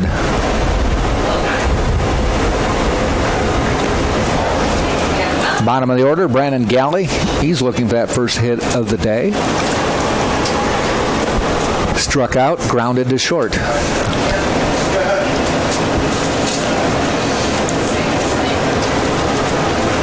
Base hit here most likely would send Cole Perry home. Give a nice little birthday shout out to Steven Desi today. Yeah. He's in the house. Thought he was going to come up and say hi. He is, I think. Oh, okay. I think I convinced him to come up and say hi. There's a ball inside.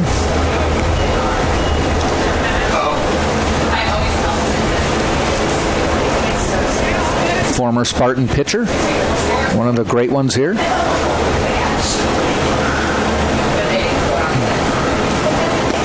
There's one inside.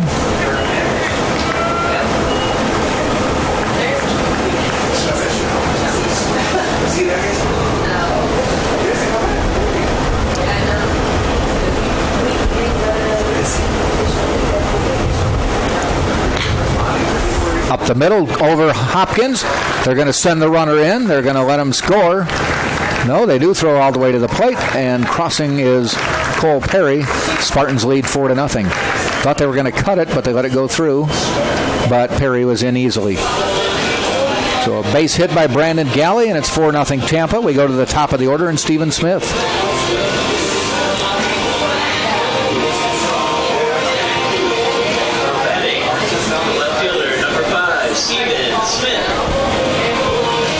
Smith with a base hit.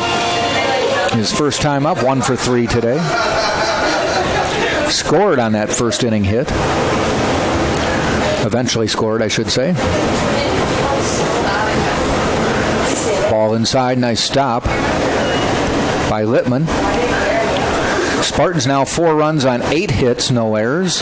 Bentley, no runs, 4 hits, 1 error.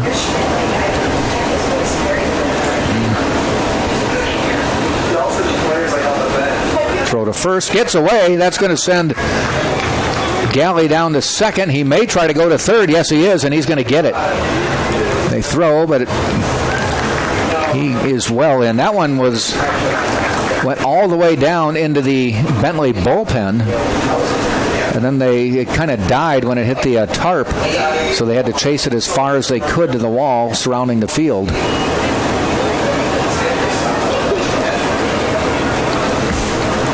So now another runner in scoring position. Stephen Smith with 2 outs. See if he can bring him in.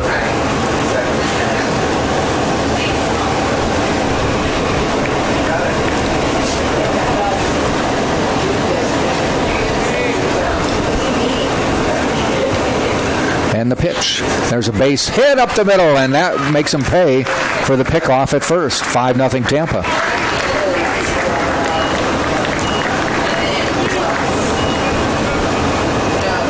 Tampa on pace for another double-digit hit game. So had they not had the pickoff play that didn't work, I'm thinking the infielders, specifically Samko, would not have been playing where he was, and he might have fielded that ball and gotten a force out to end the inning. But they were playing in a little bit. Earhart to the plate now. First pitch, ball inside.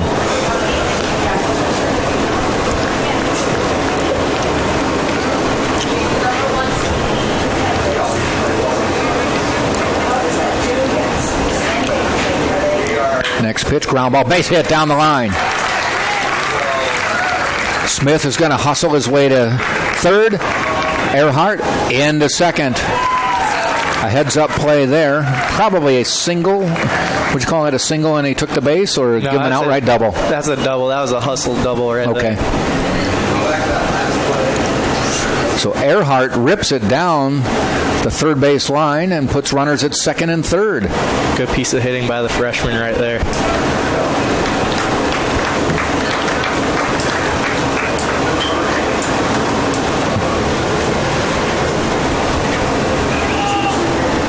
And we're going to have a pitching change before Darren Miller comes to the plate. So Christopoulos done pitching for the day, though he's responsible for the 2 runners out there.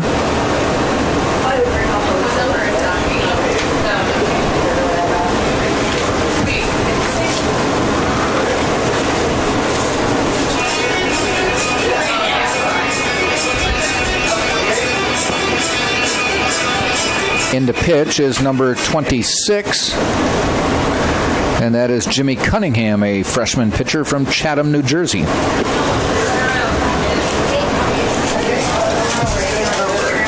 26. 26? Yep.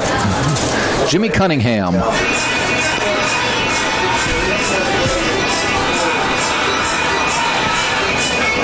Yeah. We have to bring ours out.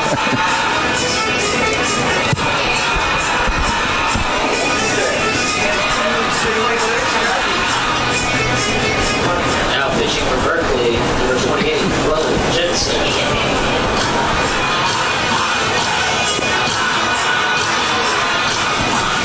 26, Chuck? I think it's 28. I don't know.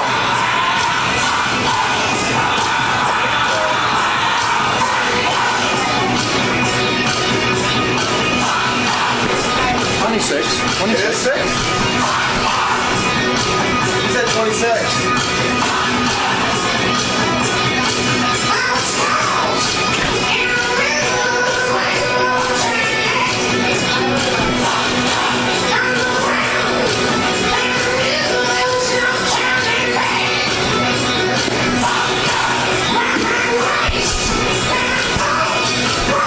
So Jimmy Cunningham, number 26, on the mound.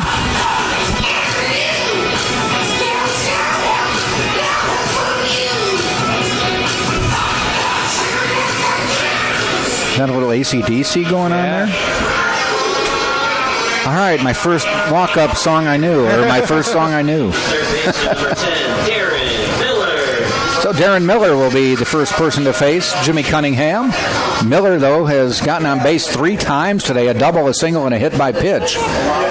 And goes upstairs looking for that one. But wait a minute, they're calling a balk.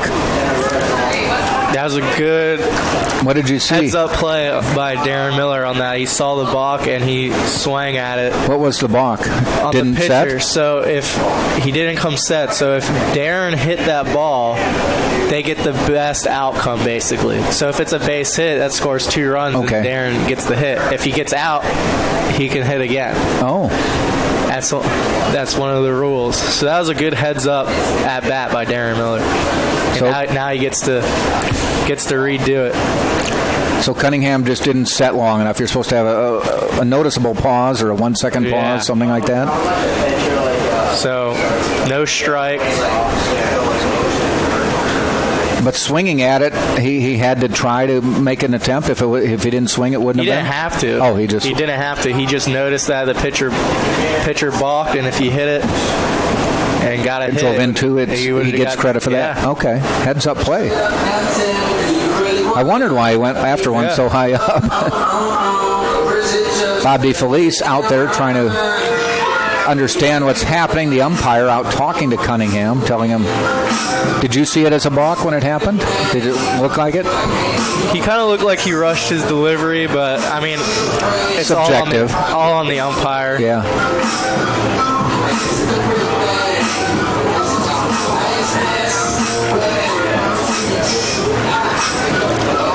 It's probably what the pitcher was asking for, an explanation of what he did. So the runner scores. Smith will score from third. Earhart moves up to third. And it's 6-0 now, Tampa. And Darren Miller still at the plate. And there's a same spot he went after the last one. This time he knows to lay off.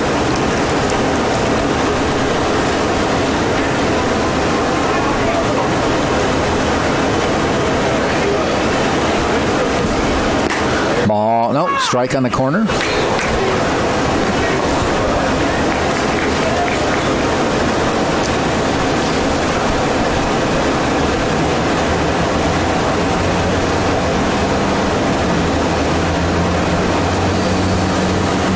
And the pitch goes after that one and fouls it off. If I'm hitting right now, I'm looking to crowd the plate, knowing that he's giving 6 to 8 inches off the plate. He is in the umpire? Yes. Yeah, likes the outside pitch. And the catcher's definitely set up outside there. 2-2 with 2 outs.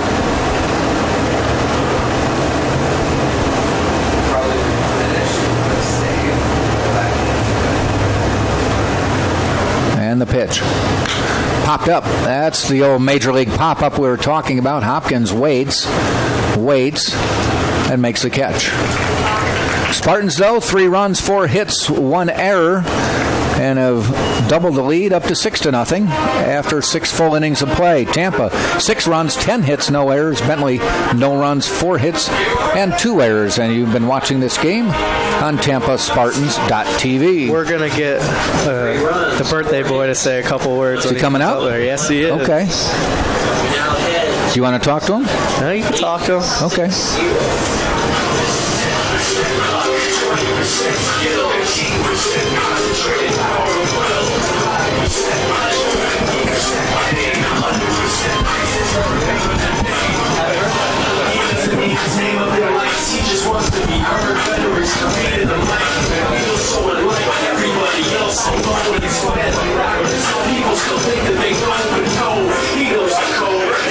So Clay Helvey back on the mound for the Spartans as we go to the 7th. Of a now 6-0 Tampa lead. Hopkins, Ferry, and Littman will lead off.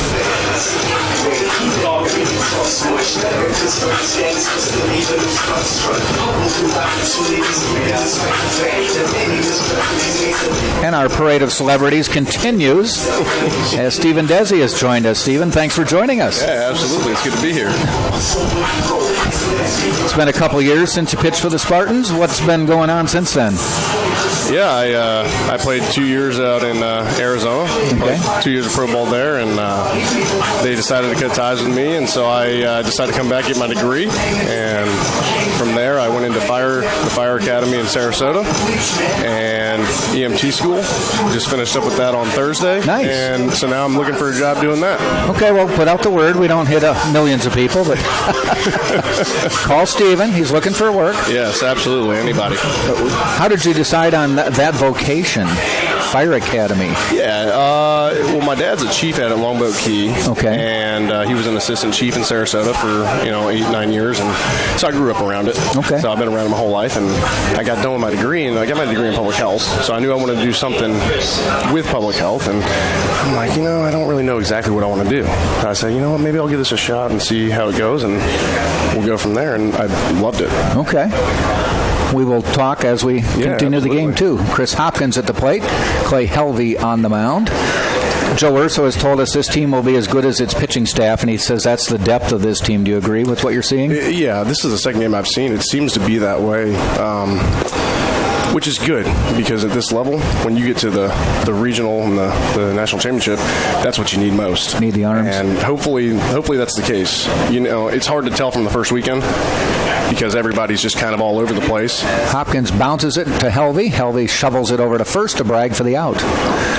But we'll find out as we go along. Right. And hopefully the pitching is there, because that's probably, in my opinion, the most important piece.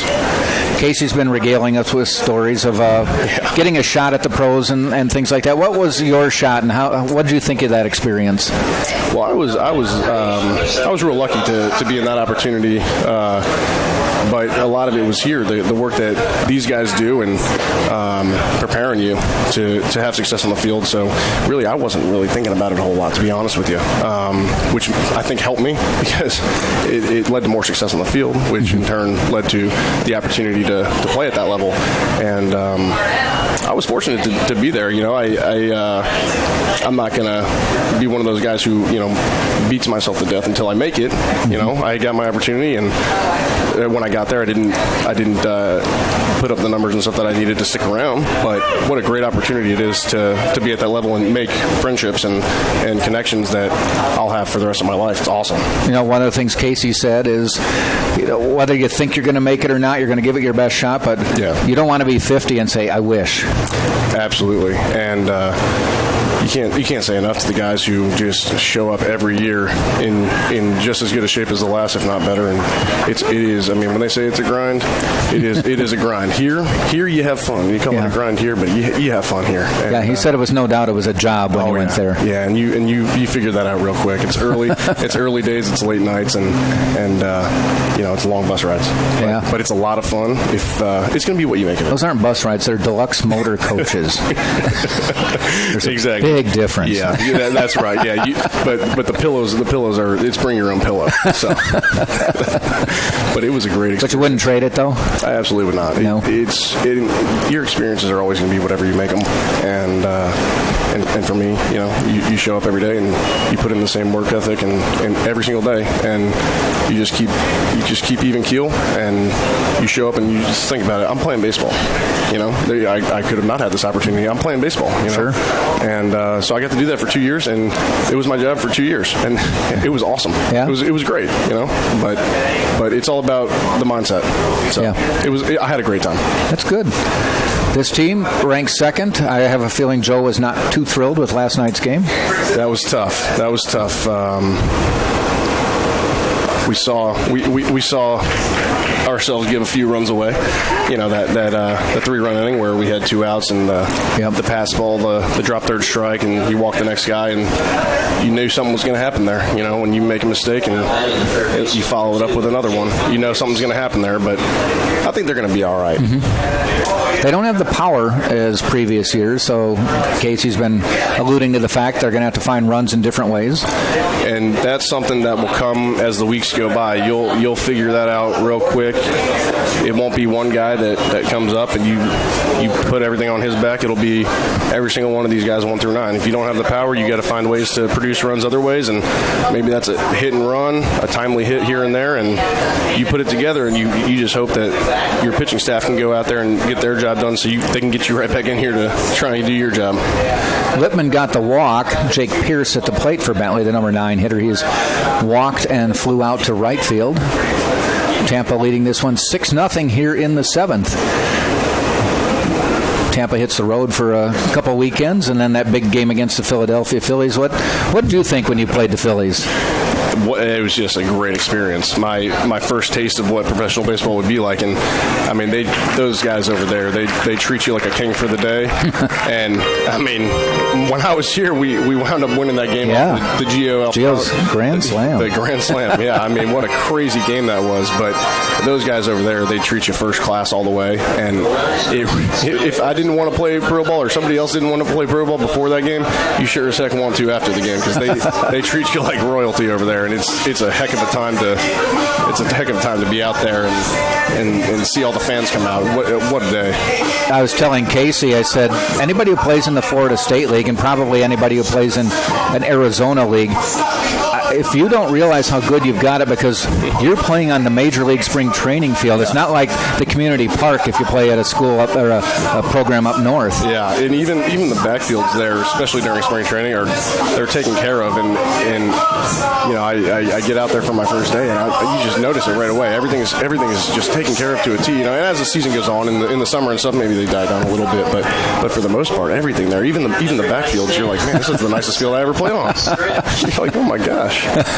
We forgot to mention it's somebody's birthday today. Yes. Yours, right? That's correct. All right. Now you're legal in every state? Yes. I'm going to go rent a car right after I leave here.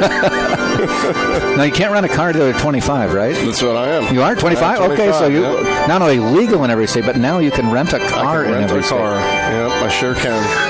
I'll see. I may go see my friends over at Enterprise on the corner of... just because. Just to see what I can do. Yeah.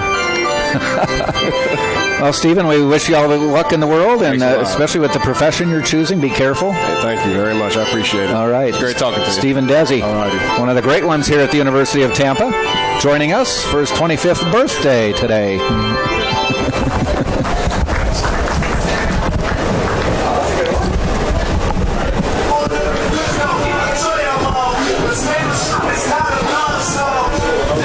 Bentley went down 1-2-3 in the 7th. As we go to 7th inning stretch time for the Spartans, they will send Servin, Bragg, and Kryl to the plate. Chris, next inning? Let's talk about the pitching staff.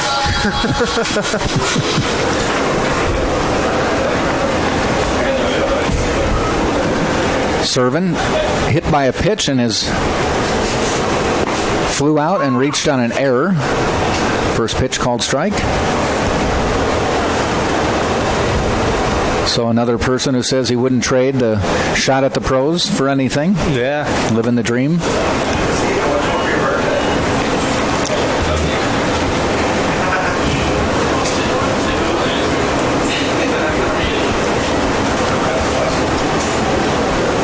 Cunningham back out on the mound for Bentley. Ball a little bit high. 1 ball, 2 strikes. On deck, Bragg, followed by Kryl. Ball high, 2-2.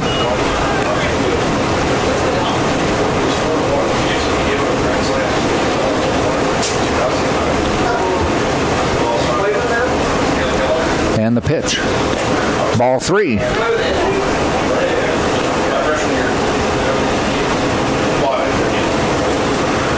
Stephen Desi saying he went to Fire Academy and is looking for a job. Yeah, he's going to be a firefighter. Wow. Fouled back. We'll have a full count.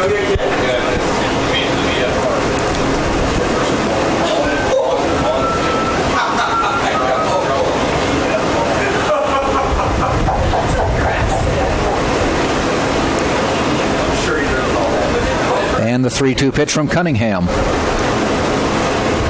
Fouled back.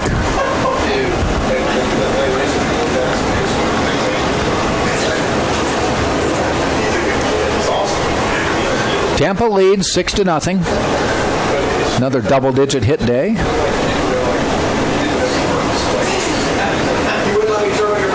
There's a shot out into left field, right at Figueroa. Kneels down a little bit and makes the catch.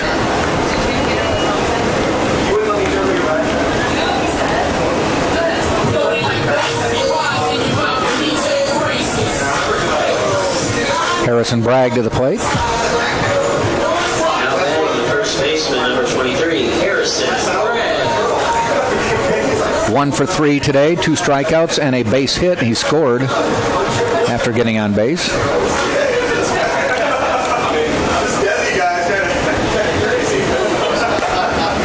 And that pitch is high, ball 1.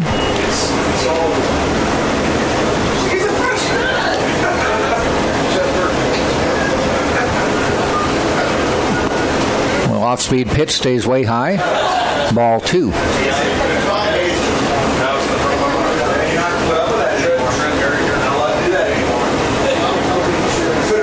The 2-0 pitch. Outside, ball 3. Good eye by Harrison there. That's been that pitch that's maybe gets called one time. Popped up. Out of play.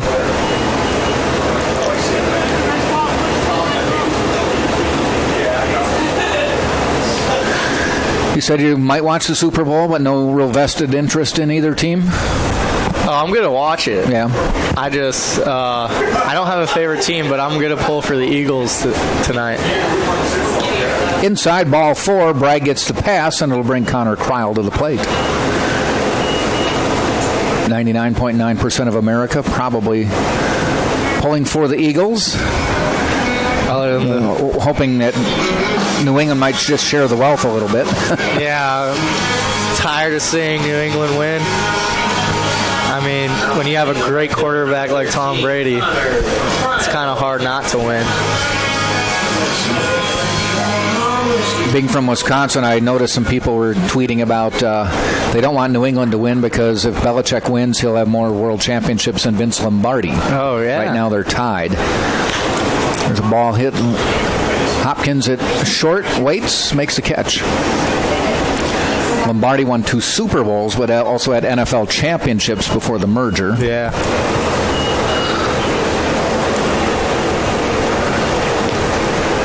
Packers won the first 2 Super Bowls. Now batting the DH, number 33, Cole Perry. Cole Perry at the plate now. A single, a pop-up, and a double.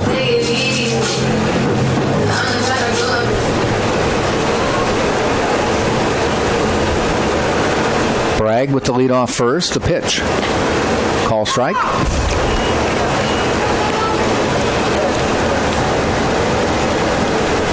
So it looks like we'll have no trouble getting this game in. If there is rain coming in, it's coming in after this one's over. That one is hit, but foul.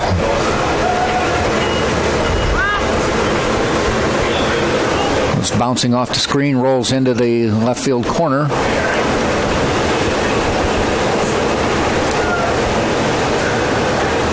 Two strike count with 2 outs. Bragg on first.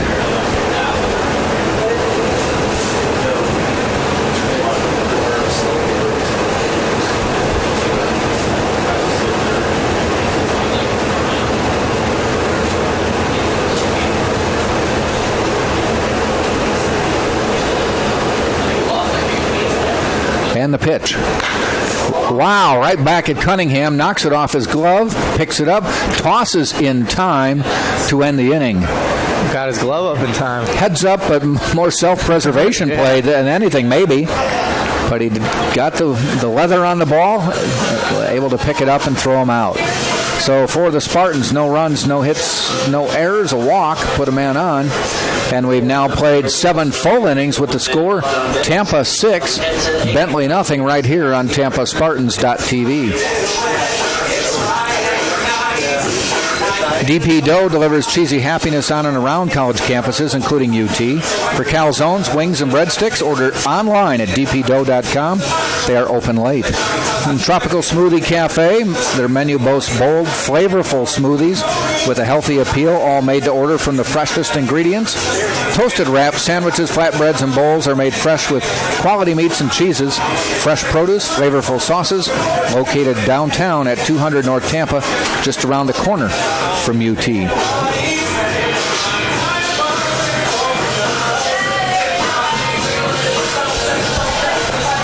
Clay Helvey back on the mound for the Spartans.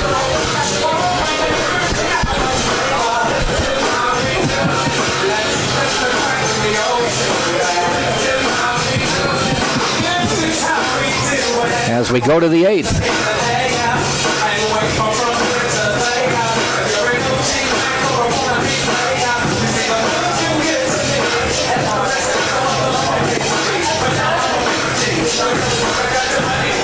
So after the weekend is over, what normally transpires Monday, Tuesday, Wednesday as you get ready for the next week?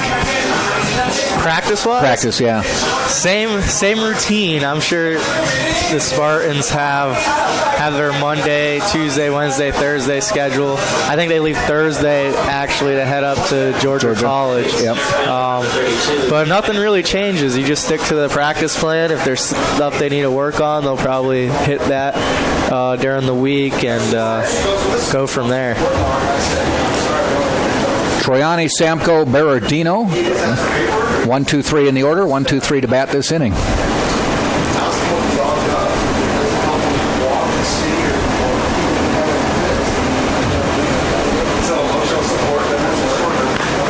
Taps it foul on a check swing.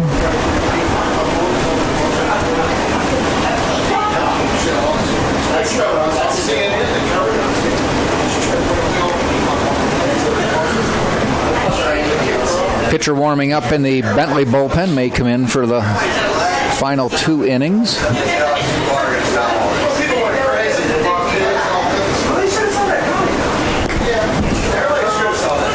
There's a ball, 1 ball, 2 strikes. Warming up is number 33, Gary Farnham, a freshman from Bangor, Maine.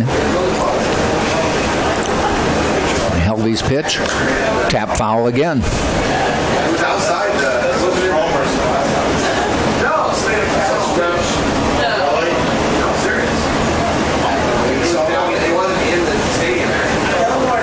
One ball, 2 strikes. Troyani waits. Hits it back up the middle for a base hit. His first hit of the day. 5th hit of the game for Bentley. A leadoff single.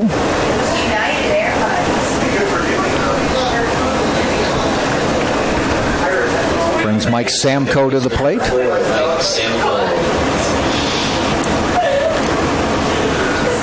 All of Bentley's hits today at the top half of the order.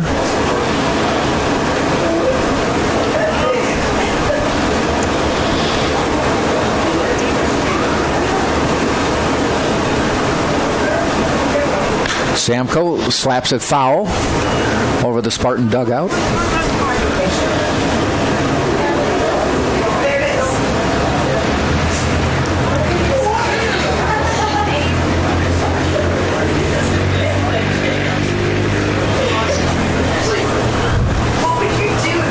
And the 0-1 pitch. Samko slaps it toward third base. Miller with 1 force. The relay not in time. They get the lead runner. Slow roller. Miller turned it as quickly as he could. Got it to Earhart. But the return to first was not going to get Samko, who reaches on a fielder's choice.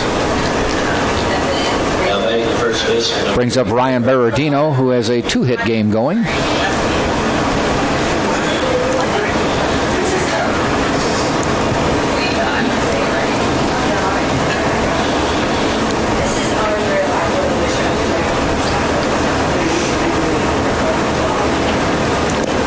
Ball low in the dirt. 1 ball, no strikes. 1 out. Top of the 8th. Tampa 6, Bentley nothing.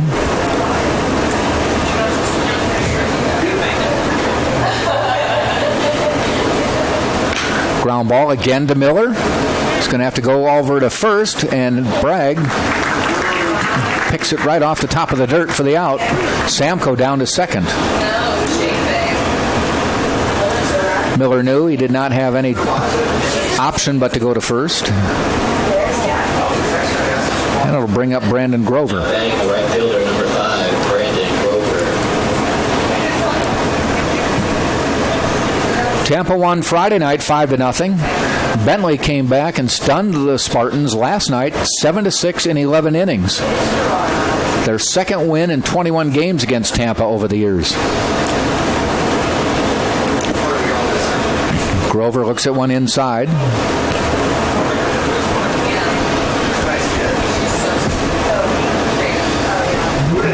He singled his last time up.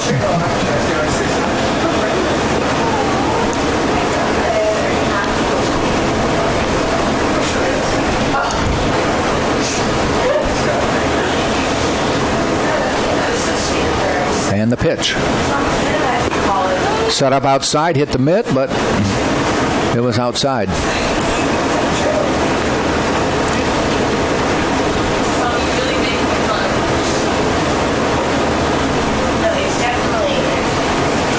If the catcher sets up outside like that, is he he wants it outside, or is he trying to convince the batter it's going to be outside, or what's the game? That's where he wants the pitch. Yeah. Ball fouled off.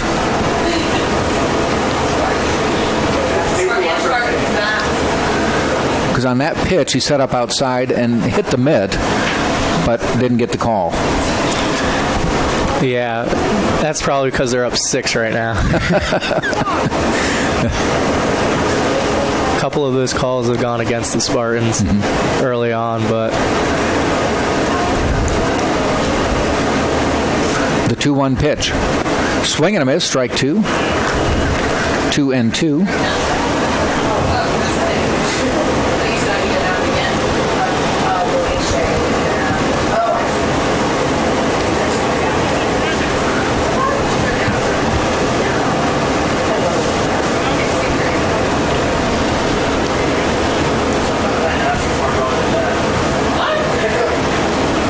And the 2-2.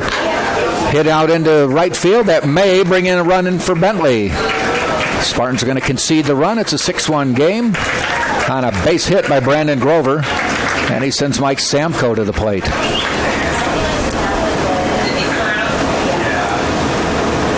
So the shutout is gone.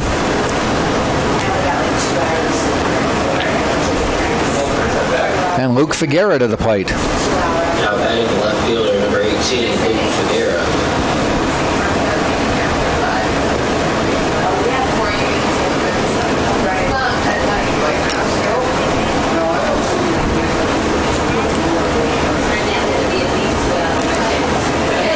First pitch to Figuera. Checks his swing. It's a ball. Checked with the base umpire.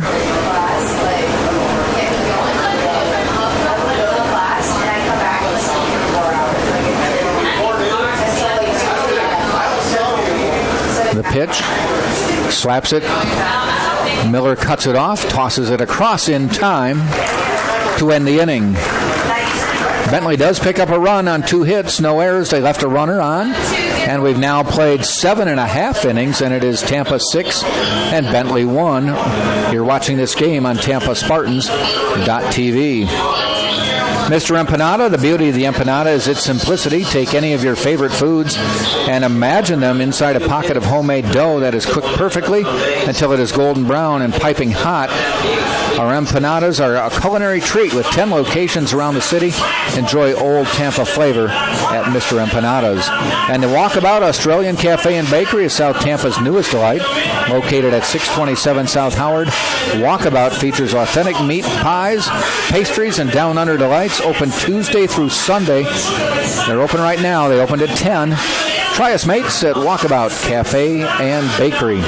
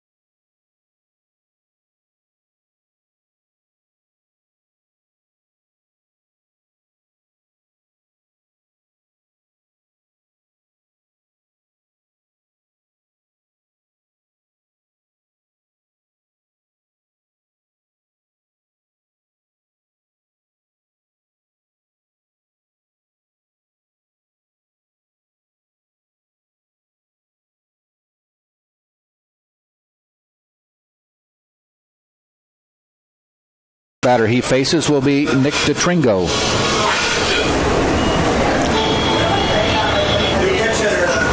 Now batting number 29, Kyle Honolulu. Actually, it's a pinch hitter.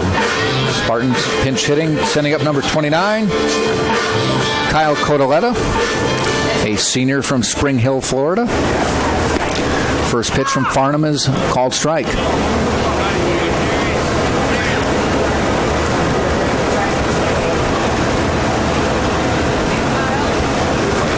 Galley on deck, and then Stephen Smith at the top of the order. Codoletta fouls that one toward the Spartan bullpen,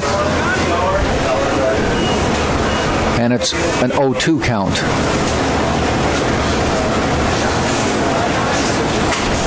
See if the Spartans can tack on some insurance runs this inning.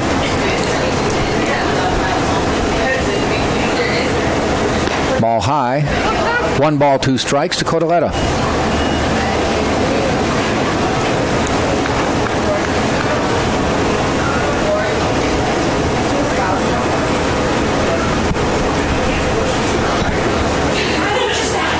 Ball outside, 2-2 now. So Bob DeFelice, true to his word, said all freshmen would pitch, and he's had 4 freshman pitchers.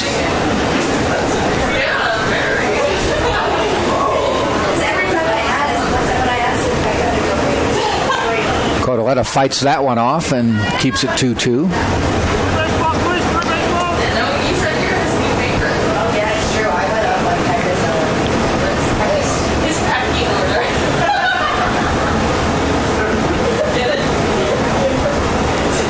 So the 2-2 pitch.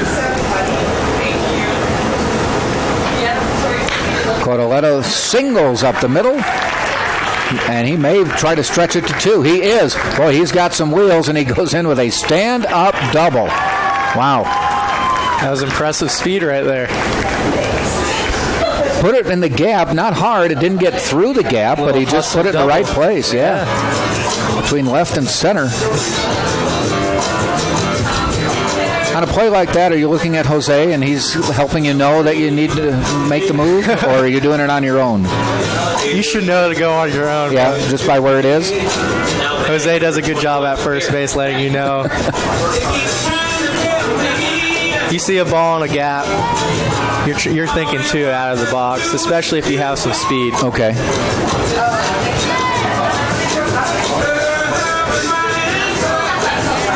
This is Garrett Back pinch hitting now for the Spartans.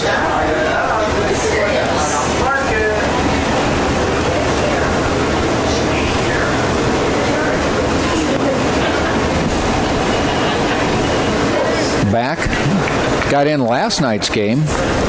He's from Tampa Catholic. Came in as a sub at shortstop, a replacement at shortstop, but then was pinch hit before he got a chance to bat. So this will be his first at-bat of the season. Ground ball. Samko fields at second, tosses across, moves the runner to third. Did his job that at-bat, got the runner over. That's what you're looking to do. See something outside, go with it. So moves the runner. Quality at-bat right there. Another pinch hitter coming up, replacing Stephen Smith.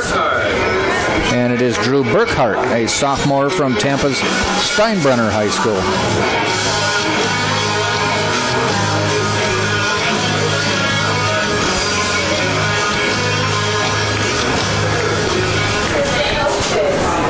So Drew Burkhart pinch hitting for Stephen Smith.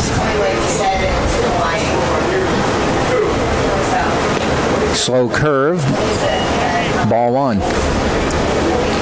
Spartans now with a runner on third, 1 out. That's Kyle Codoletta, who doubled. Burkhart hits it foul.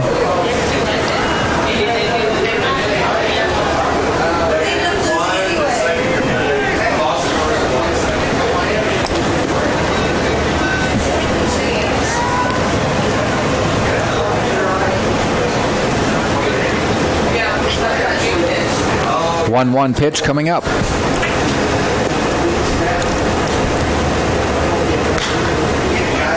Fouled off. They gave chase, but they're not going to get it. Goes up off the screen.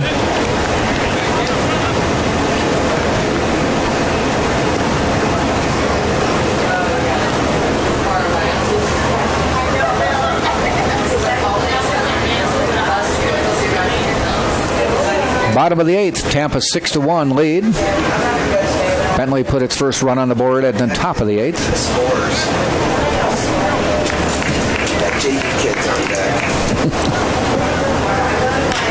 There's one hit out into right field.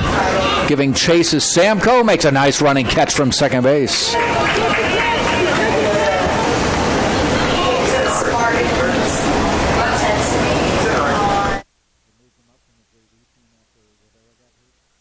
Scores. Probably an exciting moment. Mike Piskor's coming to the plate. Just brought up from the JV team yesterday to replace Richie Rivera as another outfielder. Yeah, it's nice to get him an at-bat early on. This is probably an exciting moment for him. All you have to do is stay within yourself. Don't do too much. 2 outs, chance for an RBI.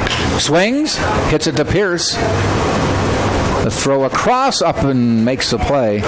So he took a nice swing at it and got around on it. Just happened to hit it right to Pierce. So the Spartans do not score this inning, but do pick up a base hit. No runs, 1 hit, no errors. They leave a man on third. We've now played 8 full innings, and it is Tampa 6, Bentley 1. It'll be Hopkins, Ferry, and Littman coming to bat for Bentley in the top of the 9th. You're watching this game right here on TampaSpartans.tv.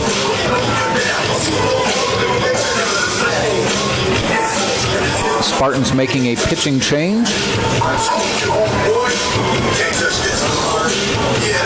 Tyler Beck coming into the game, a right-handed pitcher from Pasco Hernando State College and Purdue University.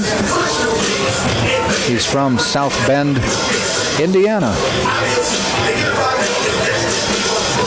home of the Fighting Irish.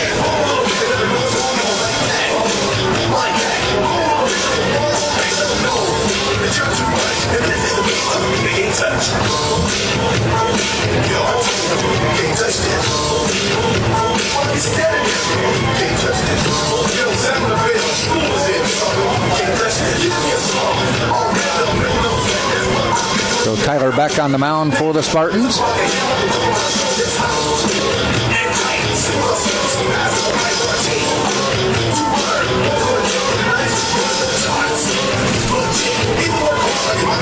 See if he can go 3 up, 3 down, get the Spartans the win.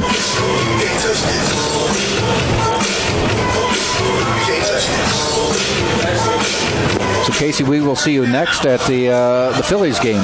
You will. Fun game over in Clearwater. Hopefully it's a nice day. Yeah. Every game that I've done, it's been a really great weather. Yeah. The last few years. Spartans will play that Thursday, but then Friday, Saturday, they have 3-game conference series. I think it's Nova. It'll be fun for me to go back and actually watch them play. I haven't been back and actually watched them play the Phillies since I played in the game. So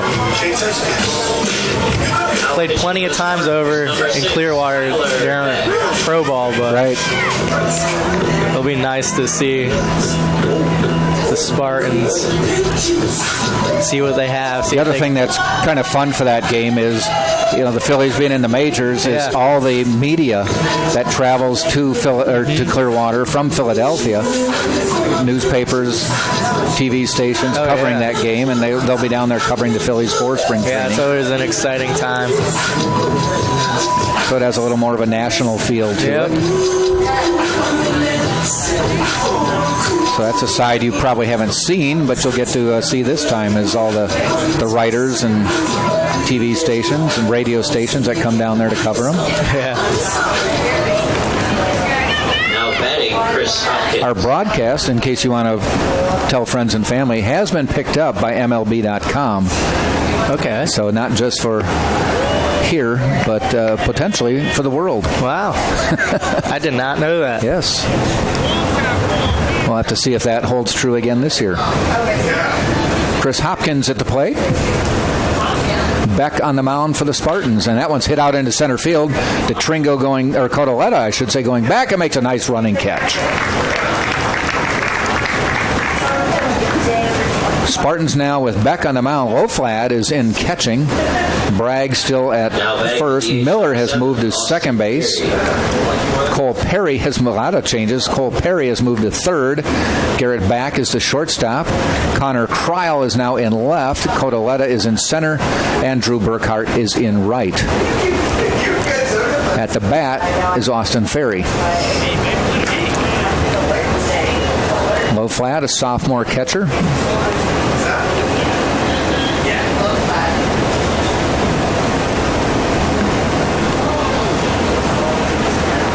And the pitch, called strike, 1-1.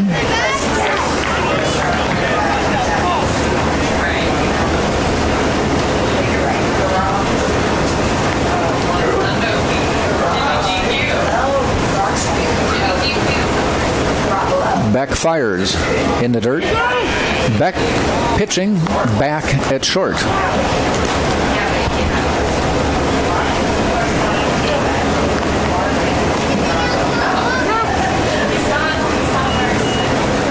One ball, two strikes. Ferry waits.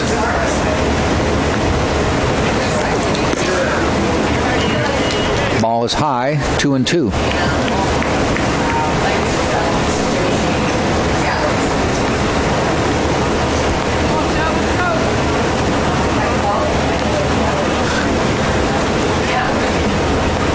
And the 2-2 pitch. Outside ball 3.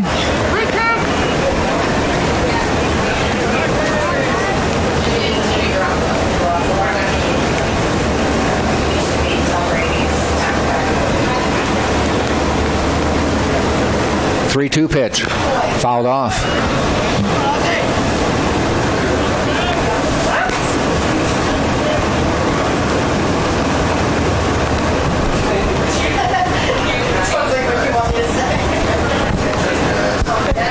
And the 3-2 coming up again.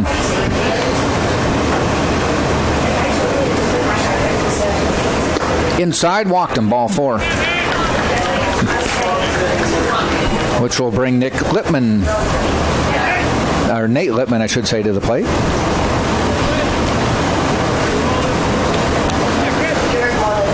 Check the radar here and see how much we beat the radar by. Oh. Well, you know what? It's a good thing we started early. There's a big old mess of rain out in the Gulf.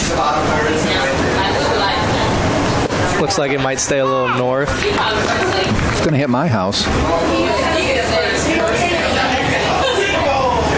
Might be raining at my house right now. But yeah, you're right. It might stay north, but we didn't know that. Fouled back.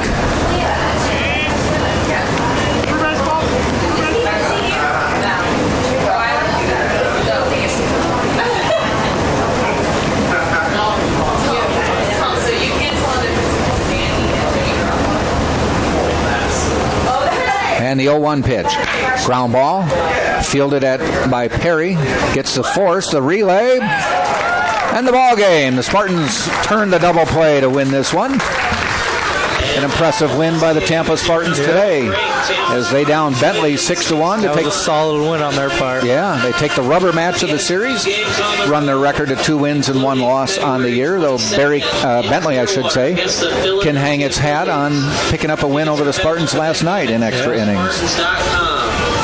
So the final is Tampa 6 runs, 11 hits, no errors, and Bentley 1 run, 6 hits, and 2 errors on the day. Take a quick recap of the scoring. In the bottom of the first, Darren Miller doubled to left. Stephen Smith scored. The bottom of the third, Connor Kreil doubled and drove in 2 runs. In the bottom of the sixth, Earhart scored on a balk. Actually, Smith scored on the balk. Earhart to third. Bentley scored in the 8th, and the Spartans win this one. 6-1 is the final. Tampa now 2-1 on the year. Bentley 1-2 on the year. So Casey, next time we see will be the Phillies in Clearwater. Yeah. I'll be up in the booth for a little bit, enjoying the game. All right. So thanks everybody for joining us. Tampa wins it 6-1 over Bentley. Our next broadcast will be that Clearwater game on February 22nd, Thursday afternoon. Thanks for joining us. You watch this game on TampaSpartans.tv.